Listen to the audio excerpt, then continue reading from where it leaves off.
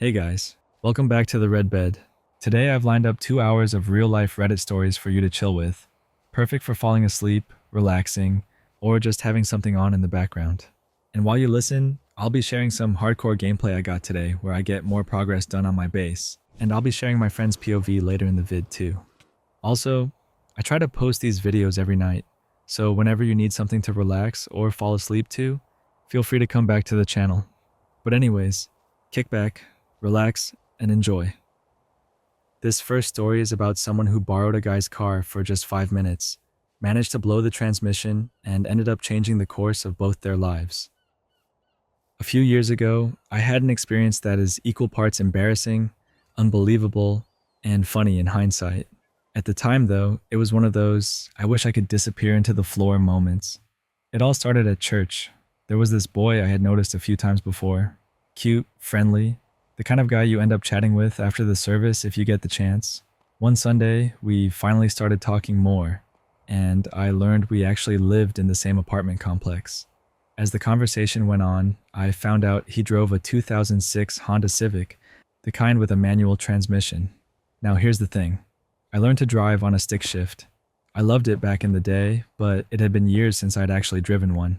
So, in the middle of our banter, I got this bold, slightly reckless idea. I asked him if he'd let me trade cars with him for the short drive back to the apartments. It wasn't far, just a few minutes away, and I figured it would be a fun throwback for me.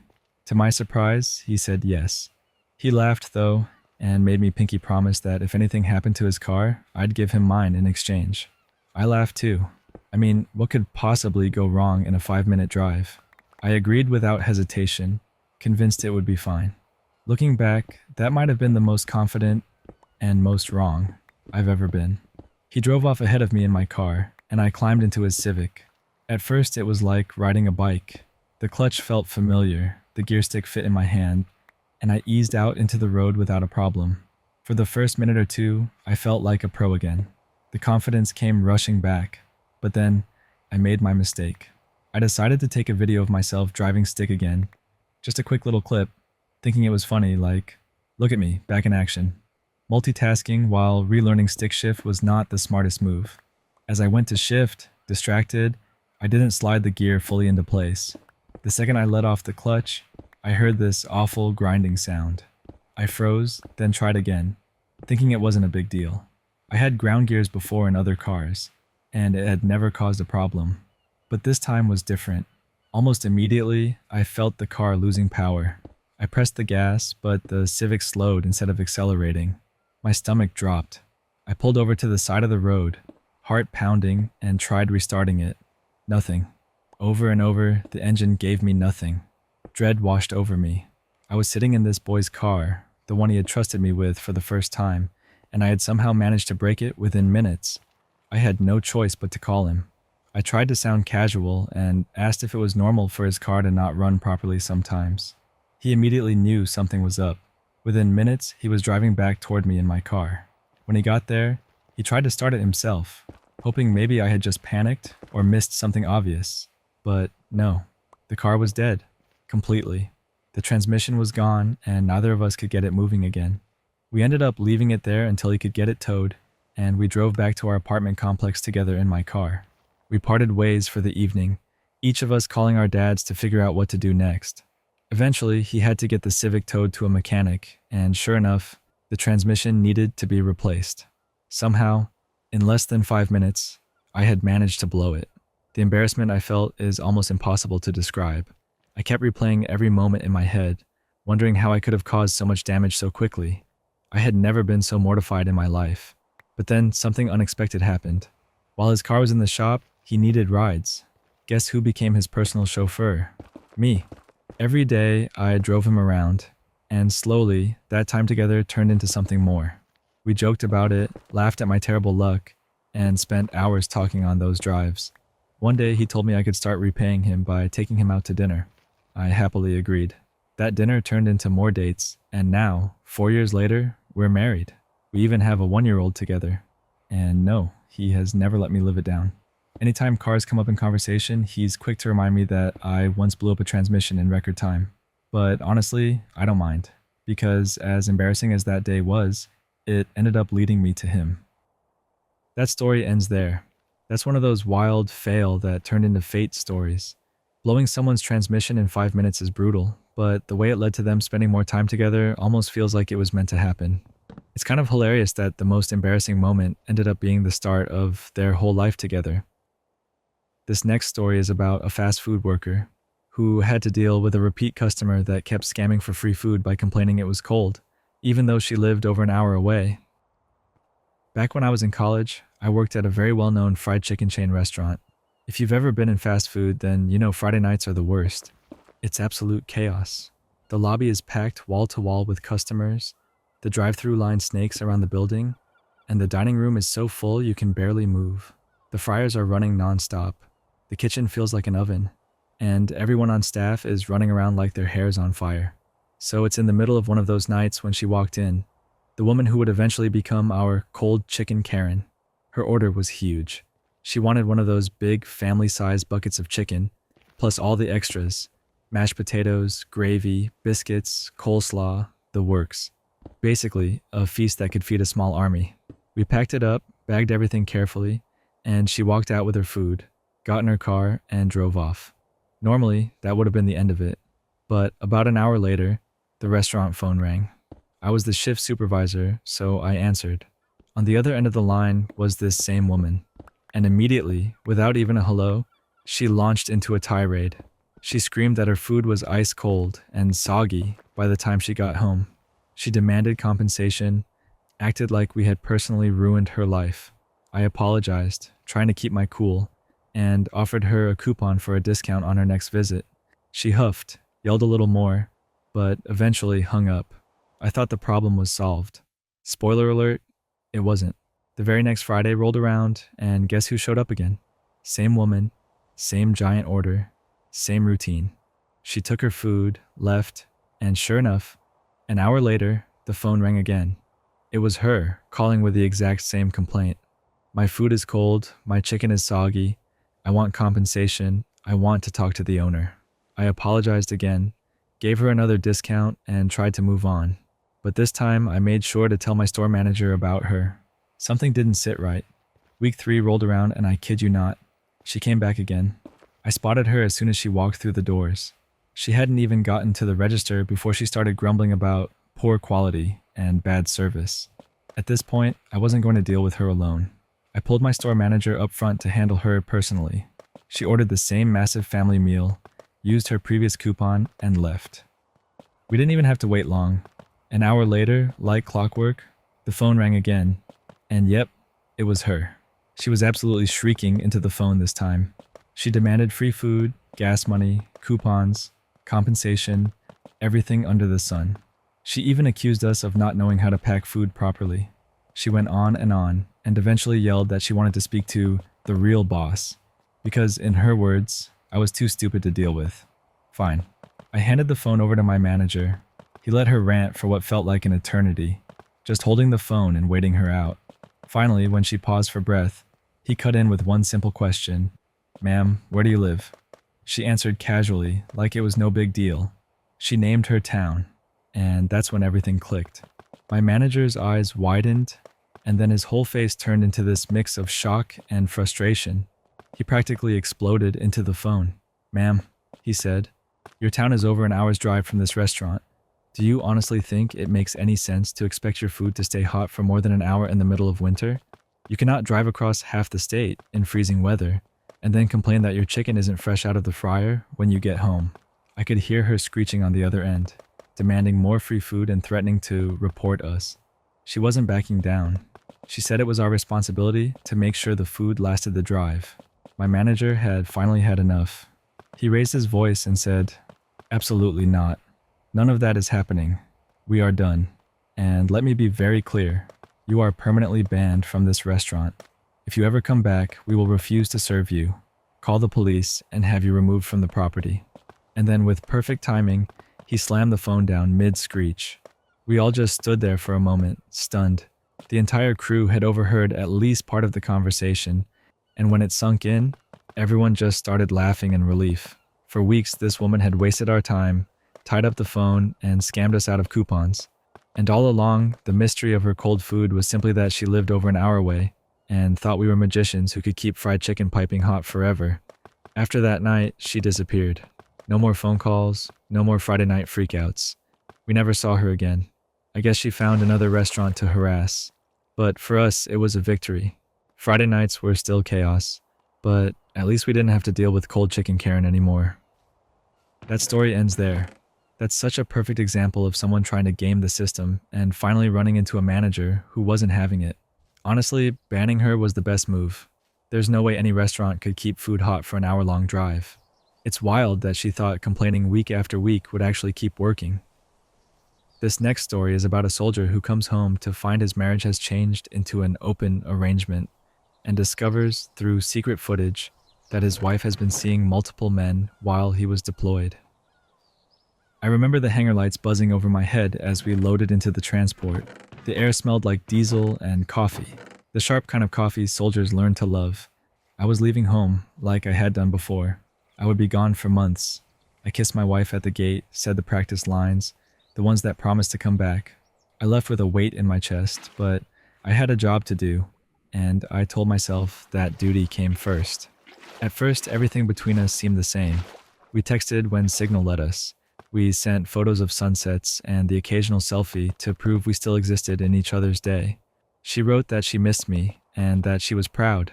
Trust is part of the cost of loving someone, but there was always a small corner of doubt I refused to examine too closely. Sometimes it was the little things, new items in the house I hadn't seen, a bra in the laundry I didn't recognize, a receipt tucked into a junk drawer. Noticing those things felt like stepping into an argument before it started, so I kept quiet. When I was finally able to take leave, the house smelled like laundry detergent and cinnamon, the familiar combination that used to feel like comfort. I welcomed that smell like a familiar song. But one afternoon, scrolling messages, I saw a joke she'd sent with a photo attached. It showed unfamiliar shoes by the door. The caption made it casual, just laughter. My stomach tightened. I pretended I didn't notice. I told myself it was a friend visiting. I told myself that being paranoid would make me the villain in my own home. Suspicion grows in quiet ways. At first, it is a whisper. Then it becomes a methodical thing that commands your attention when you least expect it. When you wake up at 2 a.m. When you check your phone between briefings. Before my last deployment, that unease hardened into something practical. I won't gloss over it. What I did wasn't clean. I set up cameras around the house without telling her. I told myself I needed proof, so I would know what was true when I returned. I told myself I needed to know if my marriage was salvageable. Watching the footage later is ordinary and terrible. Nothing cinematic, just the rhythms of days and afternoons that become painful because of context. I watched a woman I loved laugh with men I didn't know. I watched her open the door for one after another, each visit folding into the next like a stack of plates. Sometimes they sat in the kitchen and drank coffee. Sometimes they were here more than an hour. The encounters became routine, and routine is what makes betrayal sharp. It is not a single blow, but a slow wearing away. When I finally returned from that deployment and saw her at the airport, she ran into my arms with the same smile she always used. For a beat, I wanted to fold into that normality and pretend the cameras were a mistake. But I had watched my life on a screen, and the images didn't evaporate at the sight of her face. I felt like an actor who had just read the script and realized halfway through that the plot had changed without his consent. I confronted her at home. I laid the evidence out like photographs, cold and factual. I didn't shout. I didn't cry right away. I told her what I had seen, the times and the faces. Her expression changed. She tried to explain. Her words were a mix of regret and fragments I wanted to believe. She said she felt lonely when I was gone. She said we had drifted. She said the open marriage was supposed to be honest, and that honesty meant she didn't want to hide her life. Those explanations landed like scattered papers in a room where we once stored plans. Remember how the story began? She asked for an open marriage when I was home after another tour. I remember the moment because she nearly jumped for joy when I said yes. At the time, I believed I was being generous and trusting. I thought the arrangement would be lucid and honest, an agreement between adults with clear boundaries and mutual consent. I never imagined open would mean a parade of strangers into our life, week after week. I never expected the casualness of it, the way it became a pattern I hadn't signed up for. Now the paperwork for divorce sits on my table. folded under a coffee mug as if to hide in plain sight. I tell myself I will serve it tomorrow.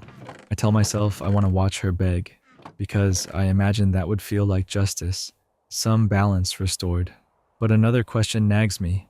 Will seeing her plead change anything meaningful? Will it heal the nights I whispered to the dark and felt absence as a physical thing? Will tearing a life apart on purpose mend the quiet ache that started the day I left? Part of me still recalls the easy jokes we shared, the rituals, coffee at 7, trash on Sundays. I remember planning for a second child and imagining a future where both of us were present. Those memories complicate my anger. They make it heavier and more human. But the camera footage speaks in a different language. It tells me she made choices repeatedly. Even if I consented to an open marriage in theory, I didn't consent to a pattern that felt like erasure. Tomorrow I will make a choice. I know that once papers are on the table, nothing returns to the way it was. I don't want spectacle. What I want is to reclaim some sense of control over a life that spun without my consent. Whether that means walking away or staying to try to renegotiate trust, I don't yet know. For now, I sit with the footage, the memories, and the quiet hum of the house. I allow myself the messy part of deciding. Anger, grief, longing, and that small stubborn hope that whatever comes next will be steadier than what came before. That's where the story ends. This one lands heavy because it mixes duty and private heartbreak in a way that's raw but quiet. There's a weird clarity that comes from seeing everything with proof. No guesses, just facts. And it's brutal. Him wanting control makes sense. It's less about revenge and more about not being gaslit by the life he thought he knew. It's a reminder that agreements between adults need clear rules and even clearer respect. Either way, it's a story that sticks with you for a minute after it's done. This next story is about an employee who got fed up with their boss scheduling meetings during their lunch break, so they turned every meeting into a food spectacle until the boss finally gave up. I've always been a routine kind of person when it comes to meals. Breakfast doesn't really happen for me. I survive on coffee and a lot of water in the mornings. That means by the time lunch rolls around, I'm running on empty. My lunch hour from 12 to 1 is absolutely sacred. It's not just about eating. It's about resetting, stepping away, and keeping my energy stable for the rest of the day. I'd blocked off my calendar so everyone could see that time was unavailable. At least that's what I thought. Then my boss, who had just been promoted and seemed eager to prove something, started scheduling meetings right in the middle of my lunch hour. At first, I assumed it was a one-off. Maybe there was an urgent topic that just couldn't wait. But then it happened again, and again. And soon it became obvious this wasn't about urgency at all. It was becoming a habit. The first couple of times, I let it slide. I joined the meetings, hungry and a little frustrated, but I figured maybe it was temporary. After the third or fourth time, I decided to push back.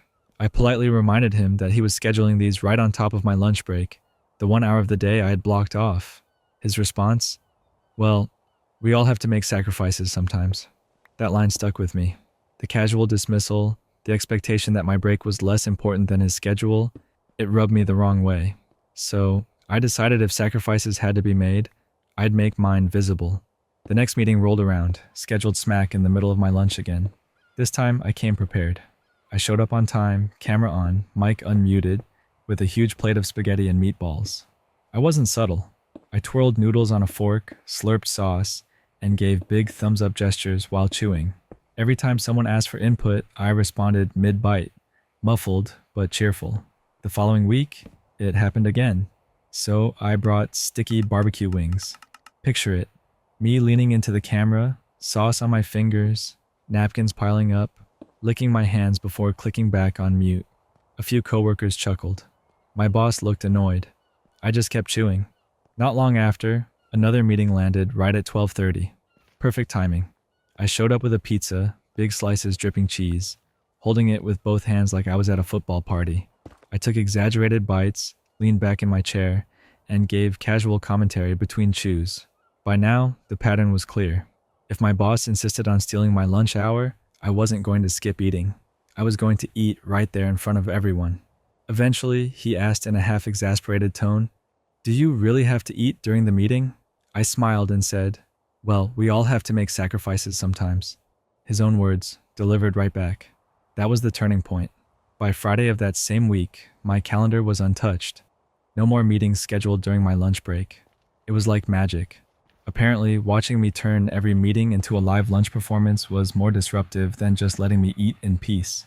What started as a petty rebellion quickly turned into an ongoing joke. People on the team began encouraging me, asking what I'd bring next. I leaned into it. One day, I exaggerated it even further, talking about how I'd bring sushi with dramatic slurping sounds, or a bubbling fondue pot. Coworkers ate it up, pun intended. The updates spiraled into pure comedy. It became a running bit where I announced bigger and bigger meals for the next hypothetical meeting.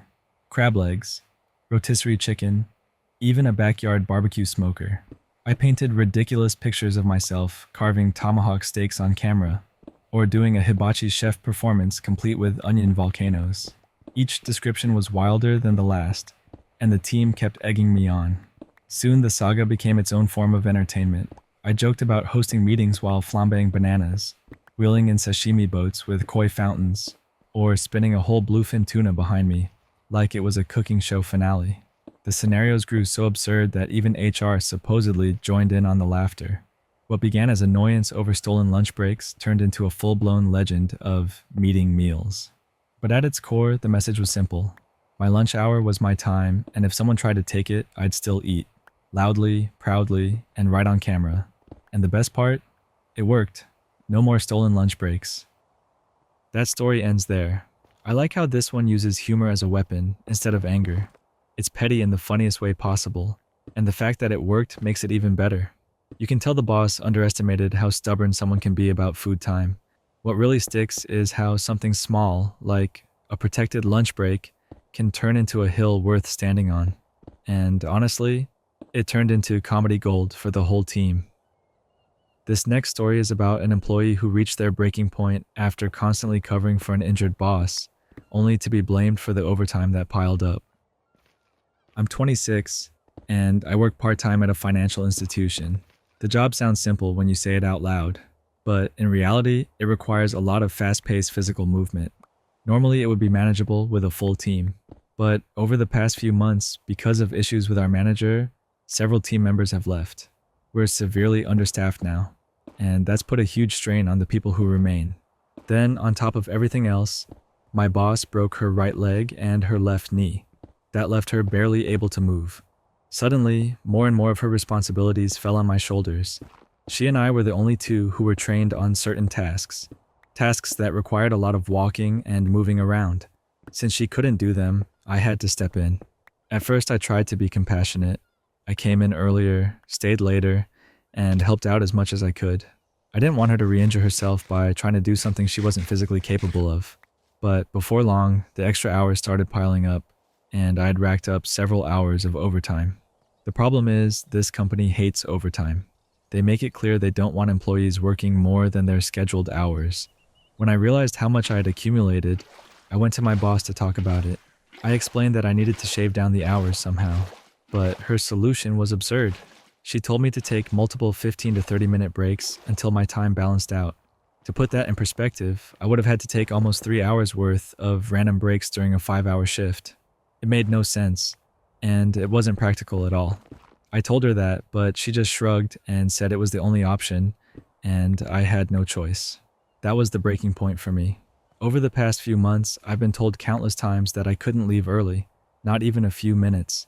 Schedules, I was told, could not be changed. But at the same time, she's adjusted schedules whenever it suited her. I've just swallowed my frustration and gone along with it. This time, though, I couldn't hold it in. I got visibly angry, stormed out before I said something worse, and tried to cool off. When I came back to talk things through, she completely flipped the situation on me.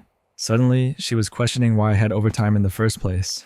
She asked why I hadn't made a greater effort to shave it off before the end of the week. That's when I lost it. I told her flat out that her injury was the reason for my overtime.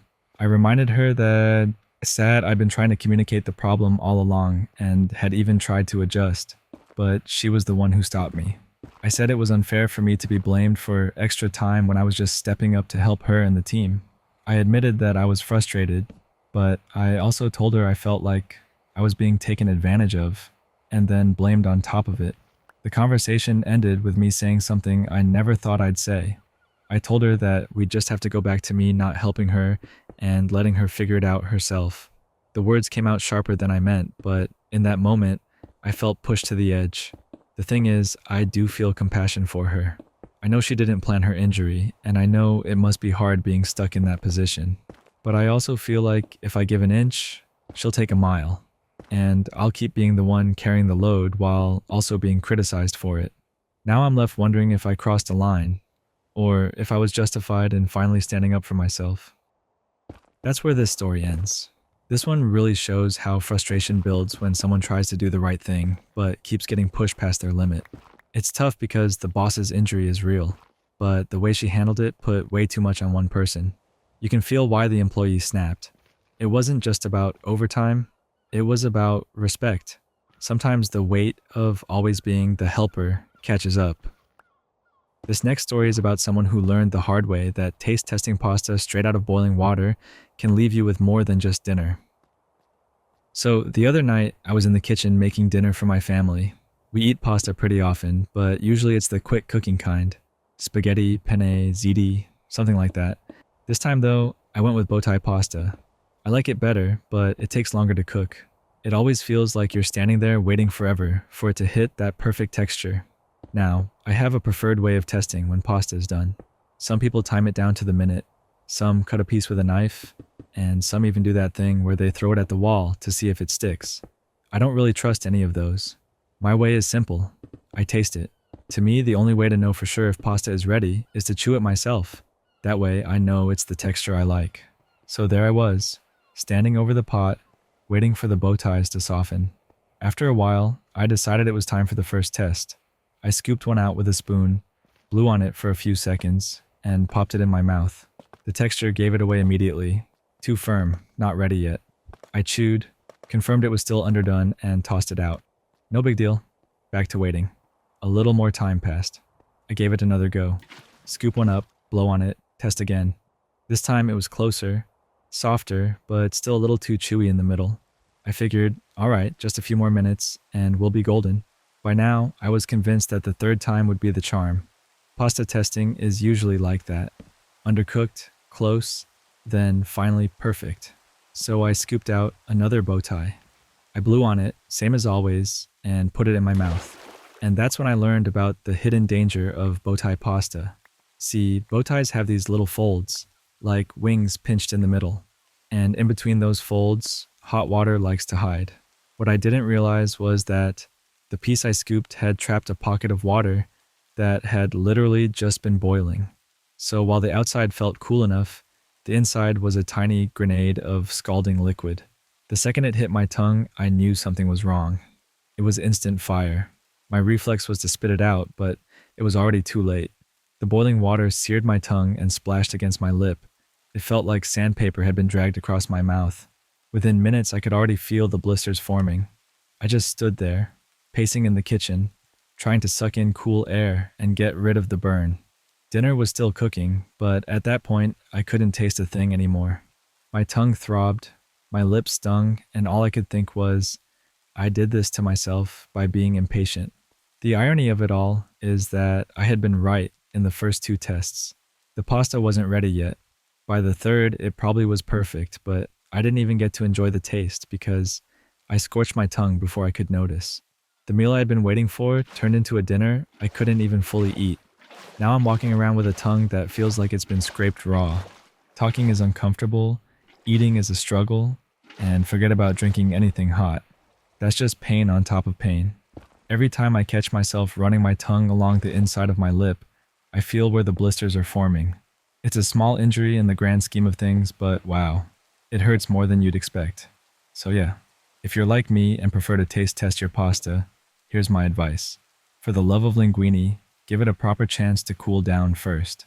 Don't trust the quick blow test, especially with bow ties or any pasta with folds. Those little shapes are basically traps waiting to ambush you with boiling water. And no, I don't time my pasta. I know that would have saved me from all of this, but I like to go by look and feel. I figure it keeps me connected to the process. Usually it works just fine, but this time it backfired hard. Lesson learned. Next time, I'll be more patient.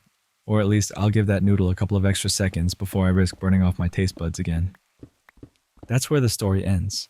That one really paints how even the simplest moments in the kitchen can go sideways fast. It's funny how something as ordinary as a bow tie noodle can turn into a hidden hazard. The part about the trapped boiling water feels so specific that you can almost imagine it happening to anyone. It leaves you kind of respecting how sneaky food can be when you're not paying attention. This next story is about someone whose curiosity got the better of them at work, leading to a very unpleasant discovery about a mysterious water bottle in the bathroom. So let me start with a little background. I'm originally from the Balkans, but these days I live and work in Germany. And like a lot of places in Germany, my workplace is pretty multicultural. There are people from all over the world working under the same roof, and most of the time that mix of cultures is really interesting and fun. But in this case, it set me up for a pretty embarrassing mistake. A few months ago, I noticed something odd in the men's bathroom. In one of the stalls, tucked into the corner, was a plastic bottle that looked like it was filled with plain water. What made it stranger was that it had writing all over it in big letters. Bitte nicht weg. In English, that means, please don't throw away. Every time I used that stall, my curiosity got a little stronger. Why was this random water bottle sitting in the corner? And why was it so important that someone had to mark it up with warnings not to throw it out? I couldn't let it go. My imagination started coming up with all sorts of possibilities. Maybe it belonged to the janitor for some kind of cleaning. Maybe it was part of some weird experiment. I had no idea. Eventually, my curiosity won. One day, I picked up the bottle, unscrewed the cap, and gave it a sniff. I braced myself for something awful, but it just smelled like water. Plain, normal water. Nothing chemical, nothing strange, just water. And honestly, that left me even more confused. Why on earth would someone stash a bottle of water in the bathroom and guard it with big warning signs? I shrugged, figured it was one of those mysteries I'd never solve, and put it out of my mind. Fast forward to today. I'm in that exact same stall, doing my business, when someone comes in and tries the door. The stall was locked, so I called out, "I'll be right out." A moment later, I stepped out and came face to face with one of my coworkers, looking like he was seconds away from an emergency. He rushed past me, half joking as he said, "You're using my stall." I laughed awkwardly and said, "Your stall?" He just nodded quickly and replied, "Yeah, this is where my water bottle is," before slamming the door shut. I walked out of the bathroom still puzzled, and then it hit me. This coworker is from Iran, and in many Middle Eastern and South Asian cultures, it's part of tradition and religious practice to wash yourself with water after using the toilet instead of relying only on toilet paper. Suddenly, everything made sense. That bottle wasn't for cleaning floors or experiments or whatever I had imagined. It was his personal bottle for washing himself after he went to the bathroom.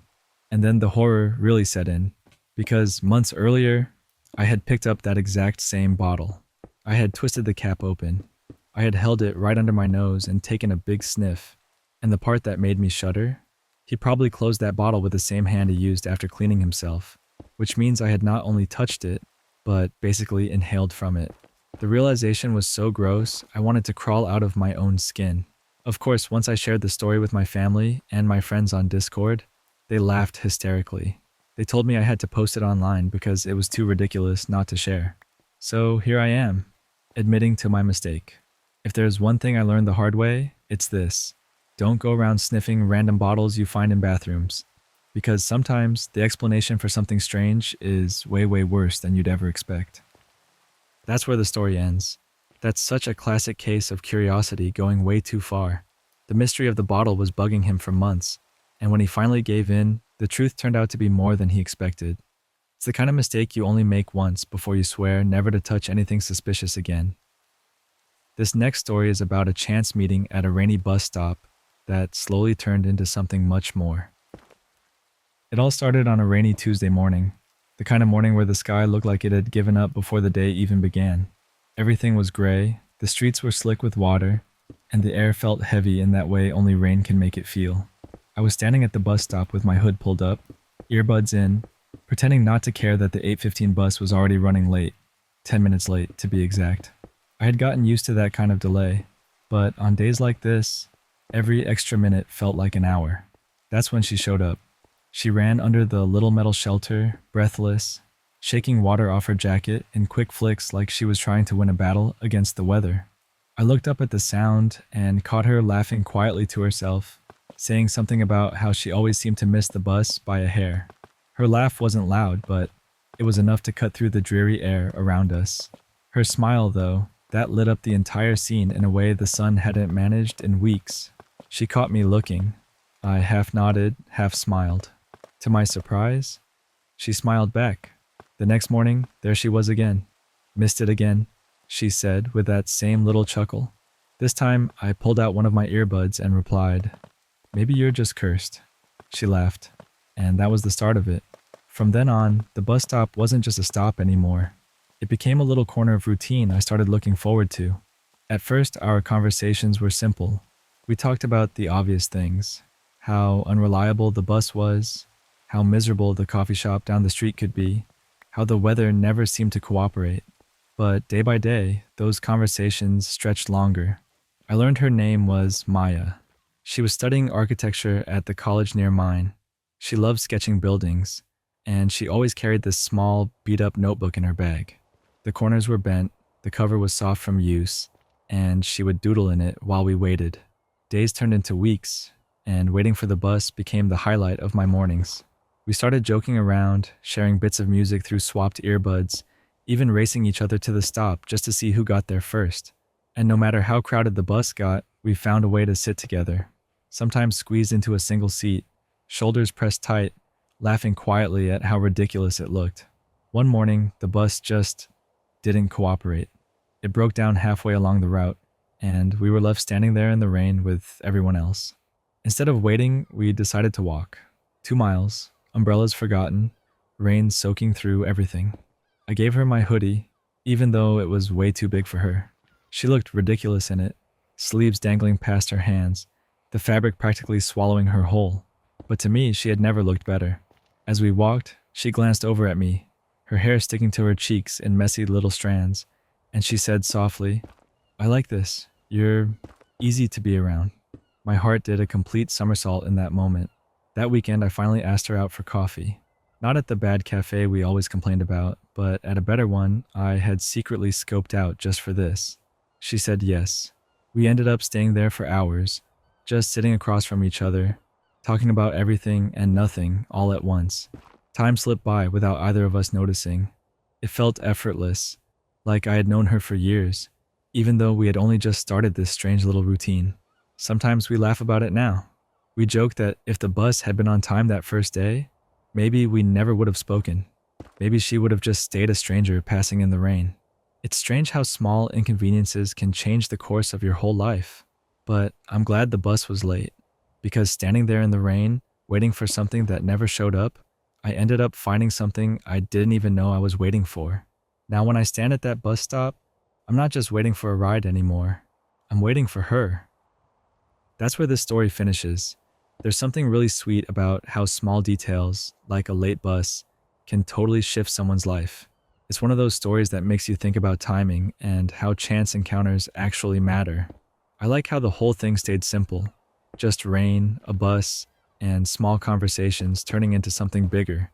It leaves you kind of appreciating the little everyday moments that usually slip by unnoticed. This next story is about someone who embarrassed themselves at a party when they loudly admitted they didn't realize a SpongeBob song was actually based on a real rock song. So this happened at a party, or maybe more like a casual gathering. I knew a handful of people there, but there were also a lot of faces I didn't recognize since I was invited by some friends. It was one of those settings where music was playing off a speaker in the background, people were hanging out in little clusters, and the atmosphere was pretty laid back. At one point, a song came on that I didn't really recognize right away. It was "I Wanna Rock," this old school rock anthem. The second it started playing though, my brain immediately went to something completely different. As I stood there listening, I started thinking, wait a second, this sounds just like the Goofy Goober song from the SpongeBob movie. Now here's where I made my mistake. I didn't just think it quietly in my head. I leaned over to my friends and said, probably way too loudly, "Is this just the song from the SpongeBob movie?" The reaction was immediate. My friends burst out laughing. Not just a little chuckle, but loud enough that the people around us turned their heads. That got even more people in on it. So now, instead of just one or two people noticing what I said, suddenly I had half the room glancing my way and laughing along. My friends took it upon themselves to loudly explain that the Goofy Goober song wasn't original at all. It was actually parodying this old classic rock song, and the way they explained it only made the whole thing louder and more public, which meant more and more people overheard. Before I knew it, there were full-on pockets of laughter echoing around the room, and I was just standing there feeling pretty embarrassed. I mean, to me it was a genuine surprise. I really had no idea. I don't listen to a ton of music outside of movies, so a lot of my references come from soundtracks rather than actual albums or radio. To give you an idea of how clueless I can be with music, I'll explain. When I think of the song All Star, I don't think of Smash Mouth as a band or the radio hit it once was. My brain immediately files it under Shrek. Same thing with Holding Out for a Hero. I don't think of Bonnie Tyler. I think of it as a dramatic Shrek song. Live and Let Die. That's not Paul McCartney to me. That's the Shrek soundtrack. And it's not just Shrek. I thought the Immigrant Song was basically a Thor song because of how they used it in Ragnarok. Guns N' Roses? I only ever really thought of them when I saw the Thor movies too. And Guardians of the Galaxy? Forget about it. To me, that entire franchise is basically a personal playlist of old songs that I thought got made just for the movie. Looking back now, it sounds so silly, but it's genuinely how I thought. A ton of songs I literally only know because they were in Guardians. So when people ask, "Oh, do you know this band?" half the time I'll say, "Is that from Guardians?" One of the funniest examples of this actually happened with a commercial. I remember when they were advertising that new Lilo and Stitch movie. In the ads, there was this catchy background music with the lyrics going, "Stitch is back." All right. I thought it was some goofy original jingle they made up for the trailer. I actually thought, wow, they went all out making a custom song for this ad. Turns out that was from an actual song too. Backstreet Boys, Everybody. And it's one of those songs that apparently everyone knows. Except me, of course. So standing there at that party, realizing everyone around me already knew what I just found out in the most embarrassing way possible, I just had to laugh at myself. The timing, the volume I said it at, and the way my friends explained it for the entire group, it all combined into one of those moments where you just want the ground to open up and swallow you whole. But that's basically the story. I outed myself as the person who thought SpongeBob invented a parody rock anthem, and in the process, gave an entire party a good laugh at my expense. That story stops there. That one is kind of funny because it shows how easy it is to get trapped in your own little bubble of pop culture. Like, if your main connection to music is through movies or shows, it makes total sense how you'd think that way. I also like how the storyteller just owned it instead of trying to argue or save face. The fact that a SpongeBob song was their point of reference at a party is just the cherry on top. This next story is about a couple's big argument that started when one partner spent money on something impulsive and the other reacted in a way that crossed a serious line. So I'm 24, and earlier today I was just minding my own business at the mall. Out of nowhere, one of those super persistent shoe cleaning guys stopped me. Normally I ignore them, just keep my head down and walk right past. But this guy was on another level. He literally pulled me over to his booth before I could even react. I was completely caught off guard. He started working on my oil-filled boots. Now, to give you an idea, my work boots are usually trashed, covered in oil, dirt, and just years of wear and tear. I didn't even think they could look good again. But this guy went to town on them, scrubbing, polishing, buffing, until, to my surprise, they looked almost brand new. Honestly, I was impressed. That's when he immediately handed me a shoe cleaning kit and asked, "Cash or card?" Just like that. I felt this weird pressure, like I was already locked in. He had done the work, told me his life story the whole time, and now I felt awkward saying no. The social pressure got me, and instead of just walking away, I pulled out my card.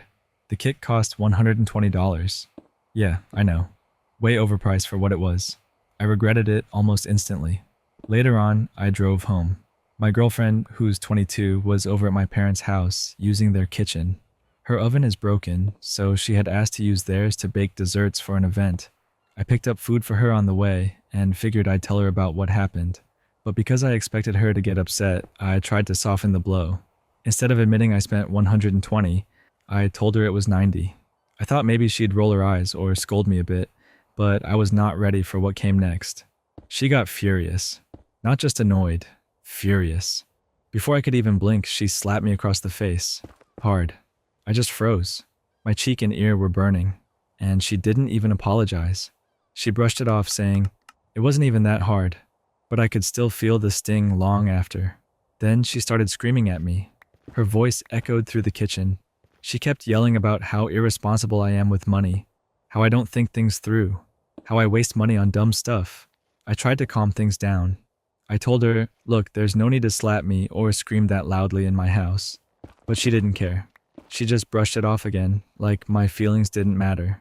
I explained that it wasn't that big of a deal. Yeah, the kit was overpriced, but at the end of the day, it's my money. And the truth is, the product actually worked. My boots really did look brand new, but that only made her angrier. She shouted, "Oh, so it's not my business. So I don't matter? My opinion doesn't matter." She made it about how I supposedly don't care about her or value what she has to say. For some context, I actually do a lot for her. I make a decent income, and a big chunk of it goes toward her needs and our relationship. I treat her often. I help her out whenever she needs it. I cover plenty of expenses. I try to be responsible with money because I know how important stability is. That's why being told I'm not responsible with money was so frustrating. Sure, I made a dumb decision at the mall. And yes, lying about the price was wrong. But her reaction? Screaming in my parents' kitchen and slapping me across the face? That just felt way out of line. The more I thought about it, the more upset I became. To me, it wasn't just about the money anymore. It was about respect. I should be able to make a mistake without being physically slapped or screamed at in public, especially considering how much I do to support her. And it didn't even stop there. After the argument, she refused to eat the food I had bought her. She crossed her arms, glared at me, and said, "Well, since it was your money that paid for this, I'll respect your boundaries and not touch it." It felt so petty. I had brought it as a kind gesture, and she turned it into some kind of jab, like she was making a point about ownership. So here I am, sitting with all this frustration. On one hand, I know I shouldn't have caved to that salesman, and I definitely shouldn't have lied about the amount. But on the other hand, I can't wrap my head around how slapping me, yelling, and then refusing food I bought could possibly be justified. To me, that crosses the line between being upset and being outright disrespectful. At the end of the day, I had to tell her directly, my money is not automatically her money. I work hard for what I earn, and while I share plenty with her, it doesn't mean she gets to control every choice I make, especially not with anger and violence hanging over me if I slip up. That's where the story ends. That one definitely left a lot to think about. It shows how quickly something small can blow up into something way bigger than it should have been. The whole thing started with a pushy salesman and turned into a full-on fight about respect and boundaries. And honestly, the way it spiraled says more about their relationship than the money itself. This next story is about a rooster that never quite figured out how to crow, and a turkey that showed up and made things even more hilariously confusing. So my neighbor decided to get a rooster. And not just any rooster. This was a rooster that clearly never read the instruction manual on how to be one. From the very beginning, it was obvious he didn't quite know what he was supposed to do. He didn't crow at dawn, like you'd expect. In fact, he didn't crow at any set time at all. Instead of those sharp, confident cock-a-doodle-doos you picture when you think of a rooster, he let out these awkward little noises. It was like he was trying to figure out his own voice, testing out different pitches and rhythms. I swear, half the time it sounded like he was saying, cluck, and then giving up halfway through. If roosters were supposed to be nature's alarm clocks, this one definitely forgot to pick up his issued tiny watch from the bird overlords. Weeks went by like this. He'd let out random attempts, sometimes in the middle of the day, sometimes in the evening, never once in the morning when it was supposed to matter. I started to wonder if maybe he was just broken. But then, one afternoon, I heard something brand new. At first I thought something was wrong. The sound was deeper, strange, and honestly, it had me concerned. It didn't sound like my neighbor's rooster at all. It was rough, like someone was shaking him by the shoulders while he was trying to practice his lines. I actually paused what I was doing to listen more carefully. That's when it hit me. This wasn't just the rooster. This was something else. My neighbors had gotten a turkey. Now, if you've never heard a turkey and a rooster try to communicate, let me tell you, it is chaos. The turkey made its gobbling noises, the rooster tried to copy, and it just turned into this mismatched duet of awkward bird sounds. The rooster would try to echo the turkey's deeper tone and fail spectacularly, and then the turkey would try to mimic the rooster's crow and end up sounding like a broken trumpet. Every so often, though, they'd each stumble into hitting their own natural sound perfectly. It was like a light bulb went off for them. You could almost hear the silence afterward, like they were reflecting on what just happened. A eureka moment in bird language. Oh, that was it. That's how it's supposed to sound. For weeks, I watched this strange partnership unfold. The rooster and the turkey started spending their days together, almost like they were training buddies in some weird animal choir. They didn't nail their sounds all at once, but gradually, they began improving. The rooster's crow started sounding more like an actual crow, and less like a stuttering accident. The turkey's gobble grew clearer, less confused. What I loved most was that they eventually stopped trying so hard to imitate one another. Instead, they leaned into their own voices. The rooster seemed to realize he didn't need to sound like a turkey, and the turkey figured out that he wasn't supposed to crow like a rooster. They found their confidence in their differences. That's not to say they never mix it up anymore. Every now and then, I'll hear one trying to copy the other's sound. It's like they can't resist giving it another shot, even though they know they're not built for it. But those moments feel lighter now, more playful than desperate, like two friends teasing each other instead of competitors trying to one-up each other. Their schedules are still all over the place. The rooster never became that classic crack of dawn alarm clock, and the turkey definitely didn't adopt any kind of order.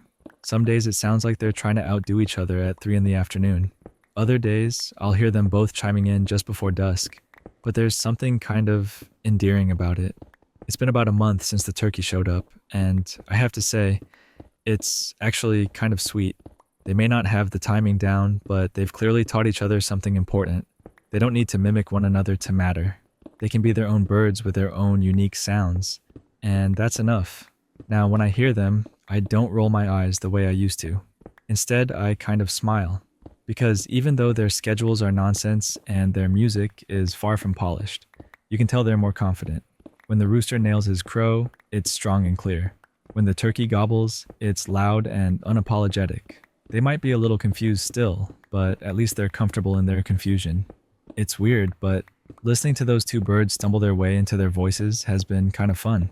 It's like watching the most unlikely friendship form out of trial and error. And I've got to admit, the farmyard has never been more entertaining. That's the end of this story. That's honestly pretty funny. The idea of a rooster and a turkey trying to copy each other until they both realize they're better off just being themselves is strangely wholesome. It's chaotic, but in the kind of way that makes you glad you overheard it instead of annoyed. This next story is about a parent caught in the middle of family tension after paying off one child's student loans, only to have the other demand the same amount in cash. So earlier this year, my life changed in a big way. My husband passed away unexpectedly in early 2024 from a heart attack. It was devastating, and I suddenly found myself managing everything on my own. With his passing, I received a life insurance payout.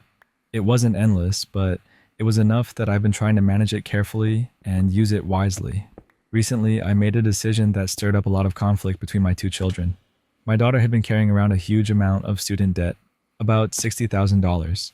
I decided to take a portion of the payout and pay that off for her. To me, it felt like the right thing to do, and I'll explain why.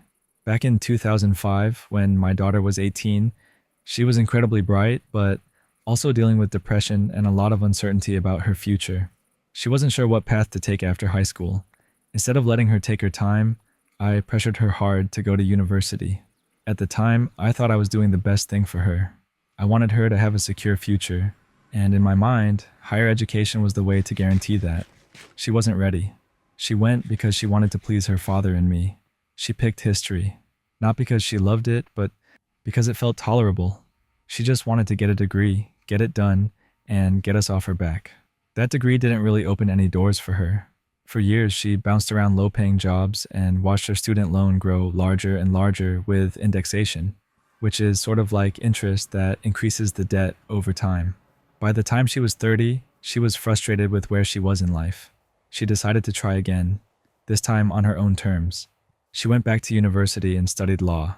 In our country, law can be done as an undergraduate degree, so she dove right in. She worked hard, and this time she had the drive and focus because the choice was hers.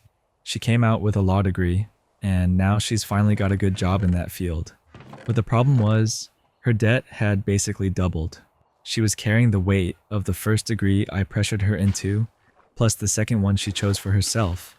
And to make it worse, she was already paying back more than the minimum required, trying to chip away at it faster. She was doing everything right to help herself, but she was stuck under a huge mountain of debt. I've always carried guilt about pushing her into that first degree. Looking back, I know she wasn't ready, but I didn't listen. So when I had the chance, I decided to help her by paying off her loans. It wasn't about playing favorites. It was about correcting what I feel was partly my mistake in the first place. Now, here's where my son comes in. He's younger, and school was never really his thing. He hated it. He struggled academically, dropped out at 15, and I didn't push him the way I pushed his sister. Instead, he went straight into the workforce. For years now, he's been working as a postal delivery worker. He doesn't have any student debt because he never went down that road. The problem started when I accidentally sent him a text meant for his sister, mentioning that I had paid off her student loans.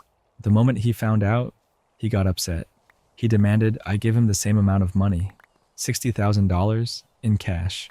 To him, anything less would be unfair. I told him no. I explained that this wasn't a gift just for fun. It was specifically to cover an educational expense, and more importantly, to right a wrong I felt responsible for. If I gave him cash, my daughter would see it as a slap in the face. She would feel like her brother got fun money, while she only got compensation for years of struggle and debt that I had pushed her into. That would be like punishing her all over again. And honestly, another part of my reasoning is that my son doesn't manage money well. He's impulsive, and a lump sum like that would probably disappear quickly without doing him any long-term good. That's not me being cruel.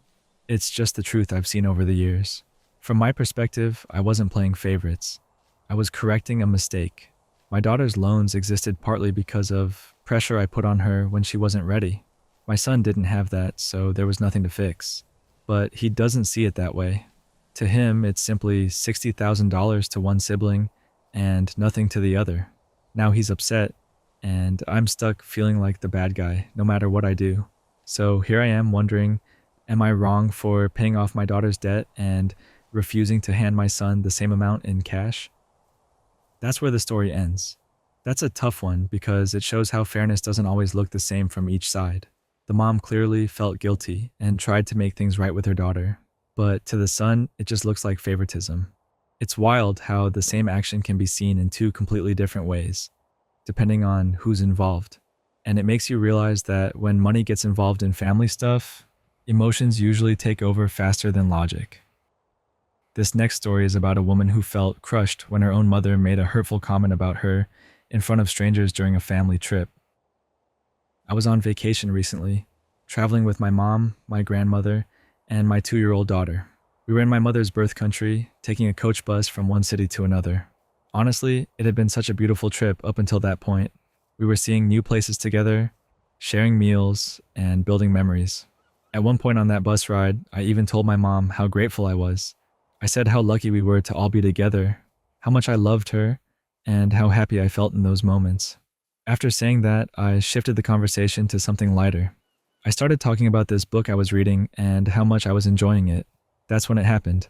My mom suddenly cut me off and said, loud enough for the whole bus to hear, "Why do you shave your beard? You should have gotten laser hair removal instead of getting your eyebrows done." I froze. The words stung instantly. I felt like the air had been knocked out of me. But instead of letting her see how much it hurt, I tried to play it off. I told her I would have done that if I'd had the time or money before the trip. Then I turned back to my book, faced the window, and cried silently the rest of the way.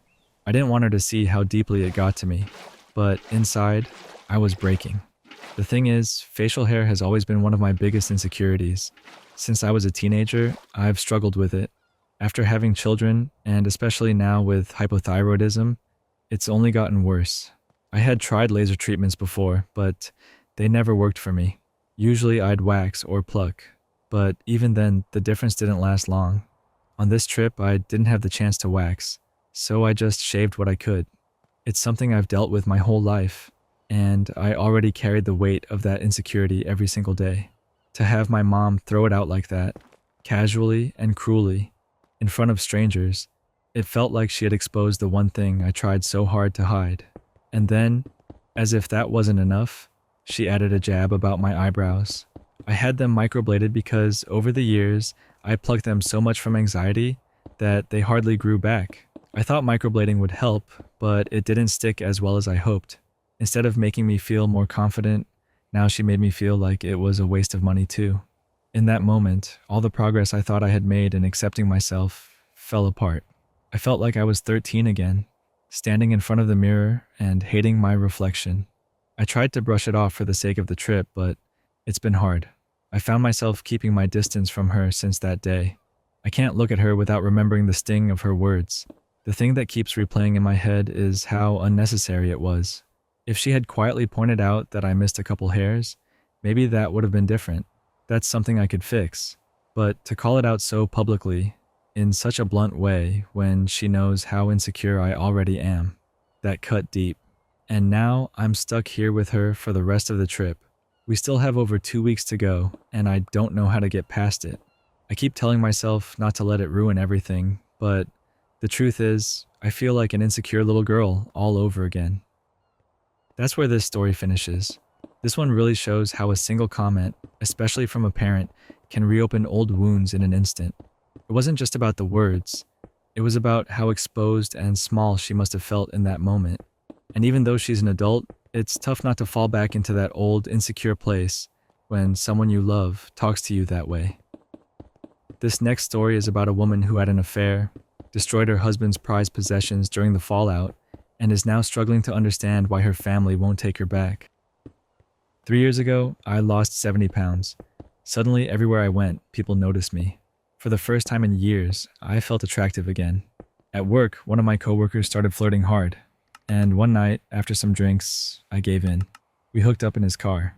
It felt thrilling, like being wanted again, like I was alive. That one night turned into an 8-month affair. I told myself it was just harmless attention, that I deserved it, that it wasn't really hurting anyone. But then my husband found the texts on my phone. He confronted me. I can still see his face, tears streaming down, asking how I could betray him after 15 years of marriage. And instead of apologizing, I snapped. "You should be grateful I even married you," I said. "Look at me now. I could have anyone." I'll never forget the way his face went blank.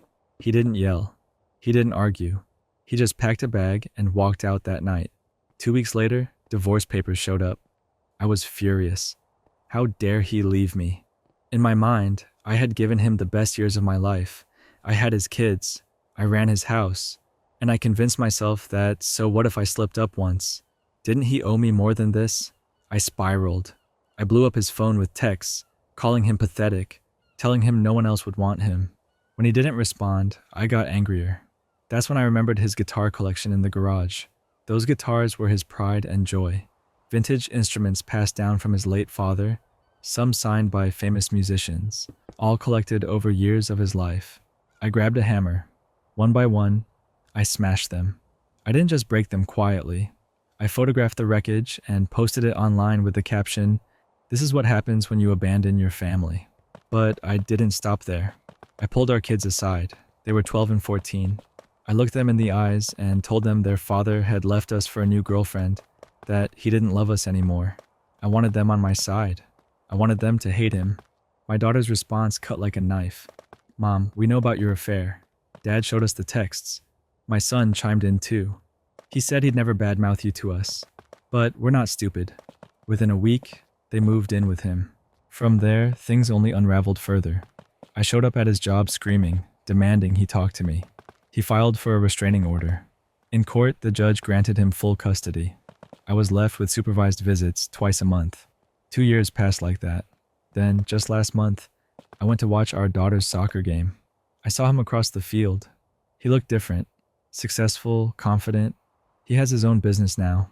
He had a girlfriend by his side, and our kids, they actually seemed to love her. They laughed with her, held her hand, treated her like part of their family. After the game, I walked up to him. I told him I was sorry. I told him I'd changed. I begged for another chance. He looked tired as he answered, "I forgave you a long time ago, but we're never getting back together." I clung to him with words. "But I'm different now," I pleaded. He shook his head gently. "I hope so, for your sake, but I've moved on." And then she walked over, the girlfriend. My kids ran to her side, slipping their hands into hers like she was their real parent now.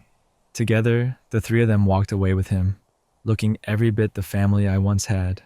And I stood there, left with nothing but questions. I still don't understand. I made one mistake. One. Didn't he make vows to love me forever? To stand by me in better or worse? I've apologized. I've tried to change. Why won't he see it? Why won't he let me have my family back? That story ends there. That one was rough to hear. It shows how a single choice can snowball into something so much bigger, especially when anger takes over after the damage is already done. You can feel how badly she wants her old life back, but by the time she realized it, everything had already shifted past the point of return. Sometimes people think one mistake can be erased, but the fallout tells a very different story.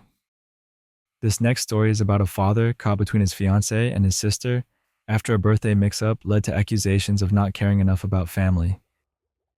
So here's the situation. I'm 45, engaged to my fiancée Jen, who's 39.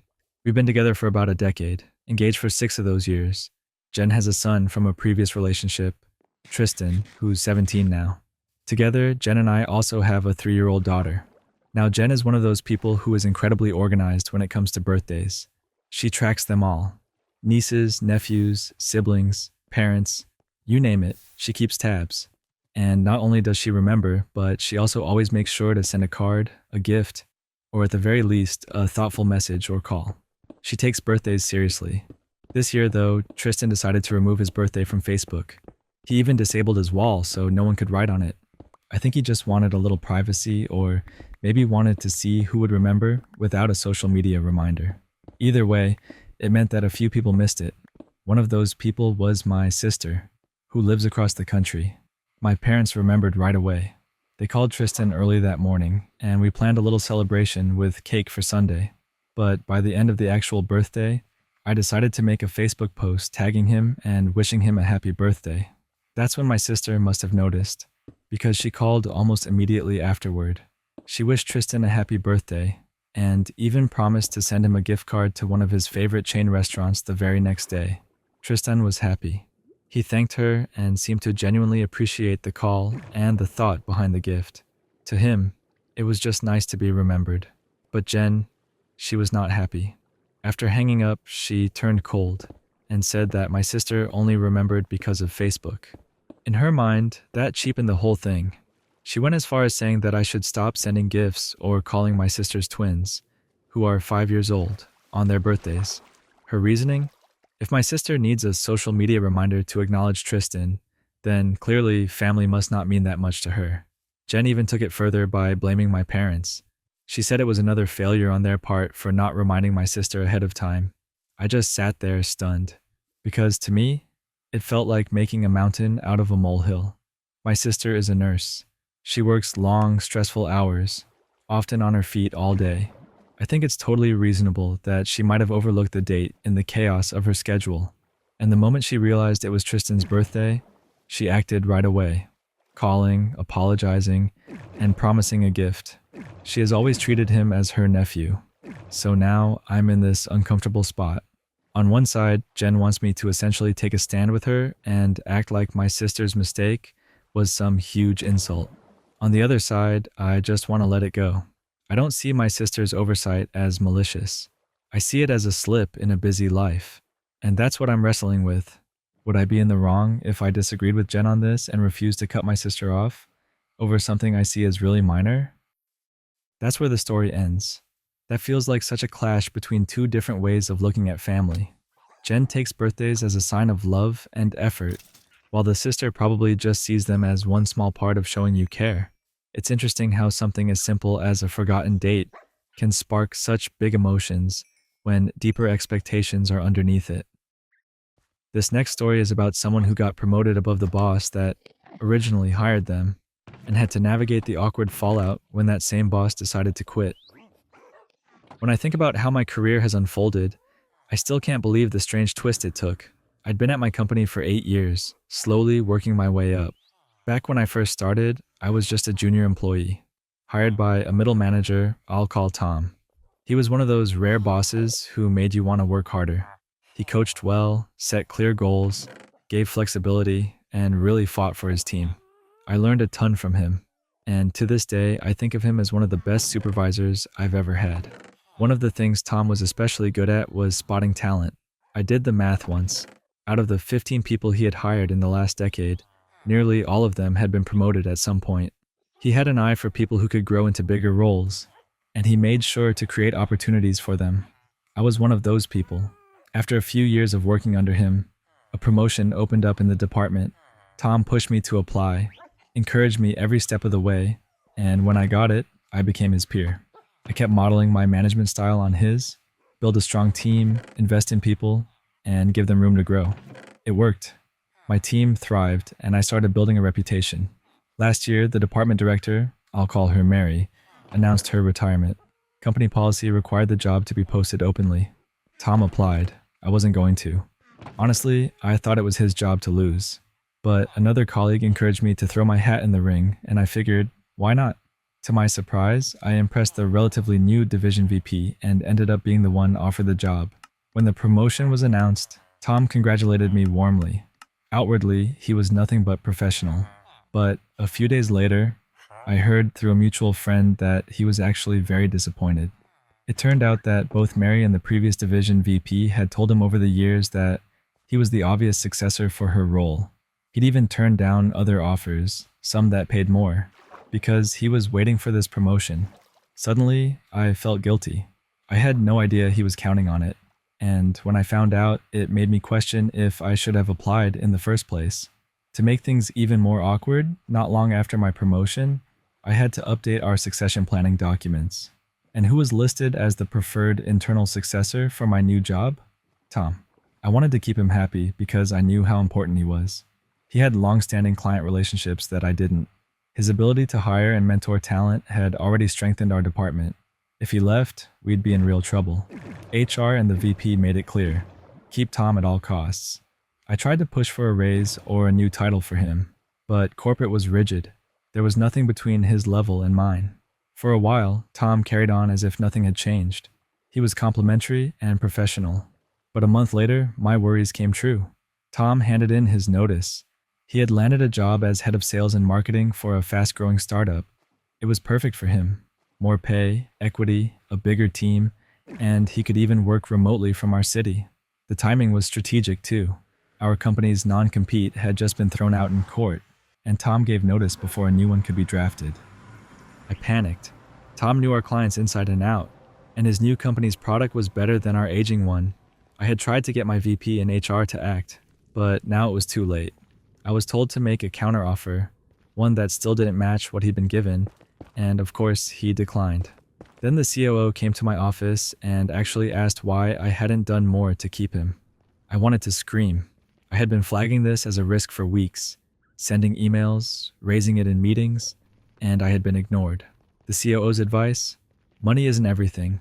If you want to succeed, you need to create a team culture that is magnetic to people like Tom. That was the moment I realized I might not want to stay in this company long term. When Tom left, he was gracious. He confirmed that he'd been disappointed, but made it clear it wasn't personal. He said he'd have been happy to work under me if the company had come through for him, but they hadn't. He emphasized that he had no hard feelings toward me, and that meant a lot. But the damage was done. Over the next several months, things deteriorated. Without Tom, we struggled. We lost contracts, only landed one new one, and couldn't compete with newer companies, including Tom's. I built a strategic plan to refresh our product, but my VP dragged their feet. By the time they made a decision, the coronavirus forced the company into cost-cutting mode. Our product line was moved to legacy, and my entire 16-person team was laid off, myself included. That could have been the end of the story, but it wasn't. Just a week after the layoff, I got an email from Tom. His startup was thriving, growing fast, and they had quickly built a new product to help clients navigate federal relief funds. They needed someone to bring order to their operations, and Tom recommended me. Before I knew it, I was starting as head of internal operations. With a big raise, equity, and a chance to help build something new. Now I'm Tom's peer again, in a different company, and I couldn't be more grateful. It's funny how things come full circle. Even though the last year at my old job was rough, I'm glad I maintained a respectful, positive relationship with Tom, because in the end, it opened a door I never could have predicted. That's where this story ends. That turned out way better than it started. It's wild how fast a company can lose great people when leadership doesn't listen, but it's just as wild how those same relationships can open new doors later.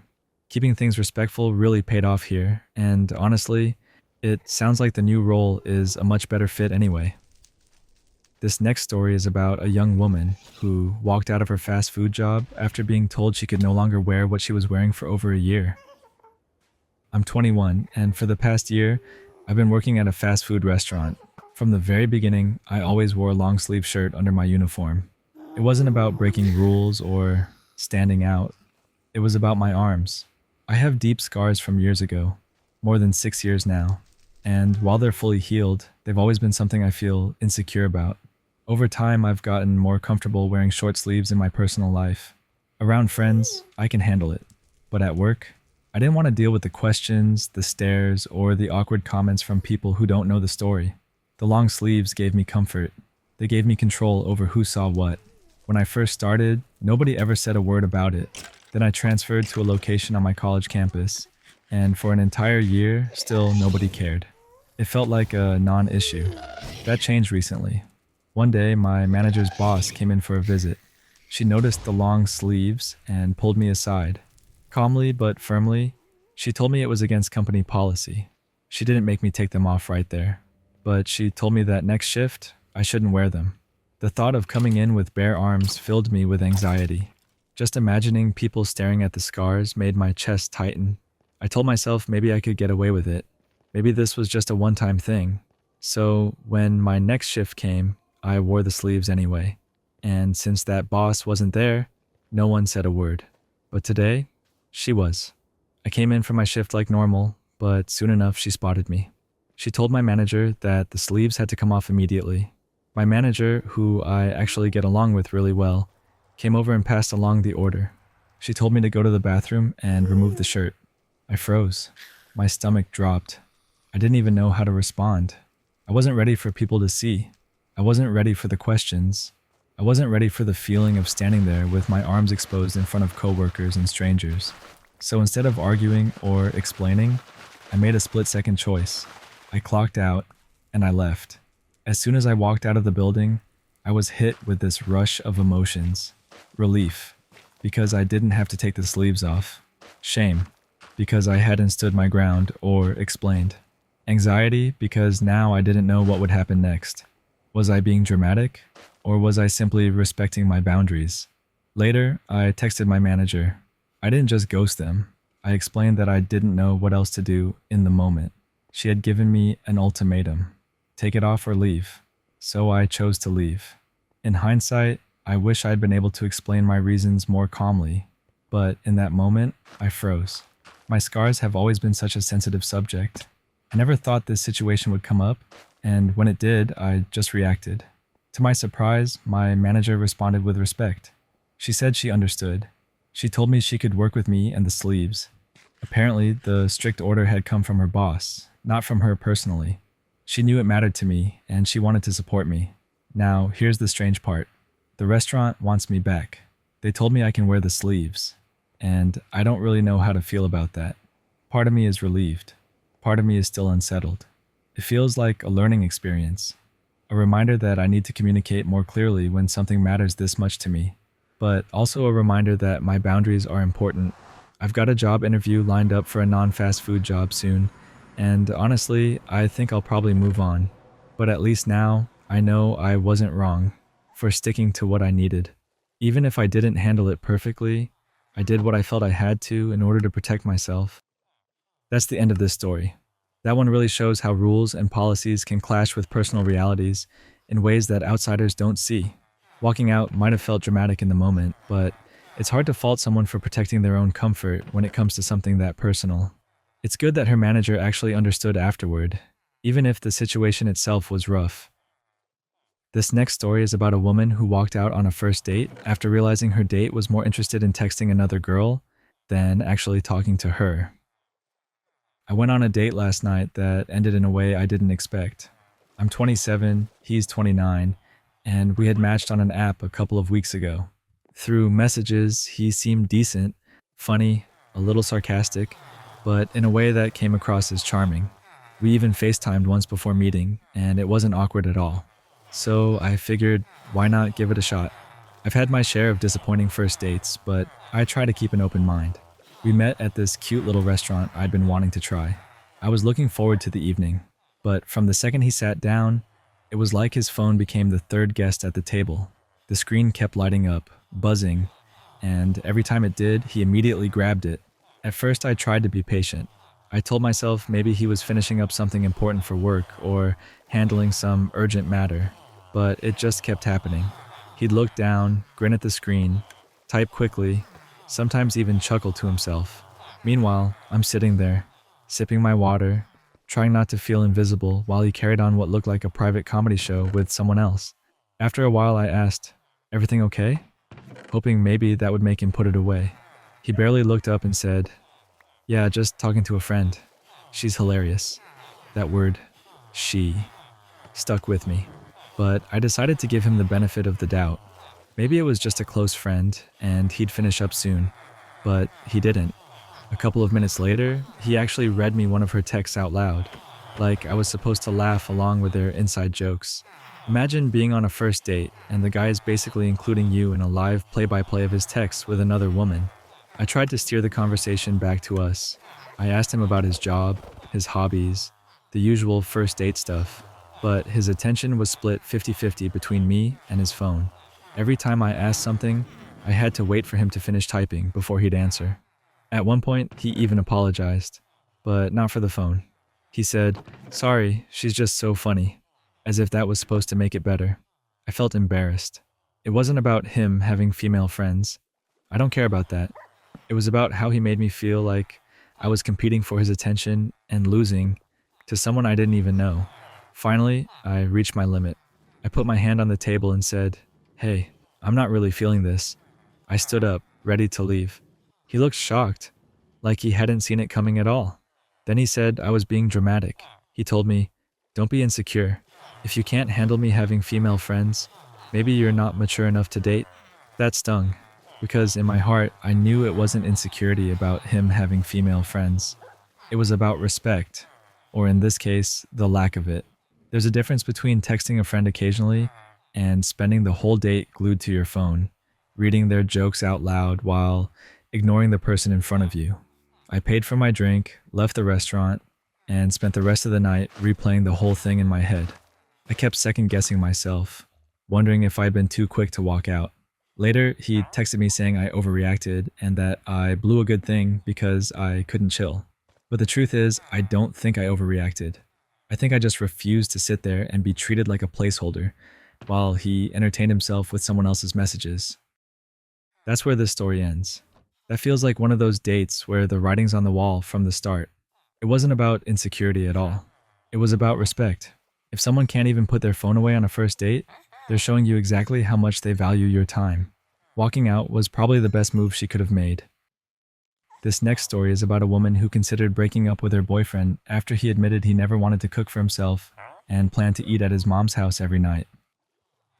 I'm 27, and for the past few months, I've been dating a 31-year-old guy. Technically, we've been dating about a month, but we'd been talking and seeing each other for closer to 4. He's my boyfriend now, and I'm his first girlfriend ever. That fact already had me treading carefully, since I knew I could end up being his first big heartbreak. The other night, we were talking, and the conversation drifted into what our daily lives might look like in the future. He's about to move into his own place soon, and I thought he was excited to settle in and be independent. But then he said something that honestly made my stomach turn. He told me that every night after his long day at work, he doesn't want to cook for himself. So his plan is to eat at his mom's every night, unless he's hanging out with me. At first, I just sat there, letting it sink in. Cooking for yourself isn't always fun, sure, but this wasn't just him saying he didn't like cooking. This was him flat out deciding he wasn't going to bother. Not now. Not ever. What made it worse was the fact that his long day at work happens at home. He's a work from home accountant. Meanwhile, I work 12-hour shifts as a nurse. I drive an hour each way, I spend the day on my feet, and I come home physically and emotionally drained. And yet I still cook for myself. Every meal, every day. I thought about what this would mean in the long run. If we stayed together, if we moved in together, would all the cooking automatically fall on me? Would I come home after a brutal shift, still have to cook, and then watch him sit comfortably because he doesn't want to? It was like a bomb going off in my head. Every excuse I had made for him before, that maybe he just hadn't figured out adult routines yet, that he was learning as he went, suddenly shattered. The way he said it wasn't casual. It was a declaration, a lifestyle choice. He wasn't planning on growing out of it. I like cooking for a partner sometimes. I enjoy the act of making a meal for someone I care about, but there's a huge difference between enjoying it as a gesture and being the only one willing to do it. When he said he never wanted to cook for himself, I felt this wave of repulsion, like my attraction just snapped in half. Now I feel torn. Part of me thinks it's only been a short relationship. Breaking up isn't the end of the world. But another part of me feels guilty because I'd be breaking the heart of someone who's never gone through this before. And I keep going back and forth on how to do it. Would I be the jerk if I just told him the truth? That hearing him say that physically repulsed me? Or should I soften it? Say something vague like, it's me, not you. The honesty feels cruel, but pretending feels dishonest. Right now I've been dodging the question because I have 3 night shifts coming up, and I don't even have the emotional energy to deal with it. I haven't even texted him back since that conversation, because every time I think about it, that disgust just hits me again. I know some people might think it's dramatic, breaking up over cooking, but to me it's not just about the cooking. It's about the bigger picture. It's about what life together would look like and what I'd be signing up for. And the truth is, I don't want to sign up for that. That's where this story finishes. That's one of those moments where a small comment actually reveals something much bigger. It's not just about food. It's about independence, effort, and what kind of partnership someone wants. If hearing it flip the switch that hard, then walking away is probably the right move before things get more serious. This next story is about someone who refused to lie on their dad's medical forms, even when he pressured them to cover up his smoking and drinking habits. When my dad recently moved closer to me, he switched to a new doctor's office. That meant filling out one of those long onboarding questionnaires. You know the kind. Pages of medical history, lists of surgeries, allergies, medications, diet, exercise, all of it.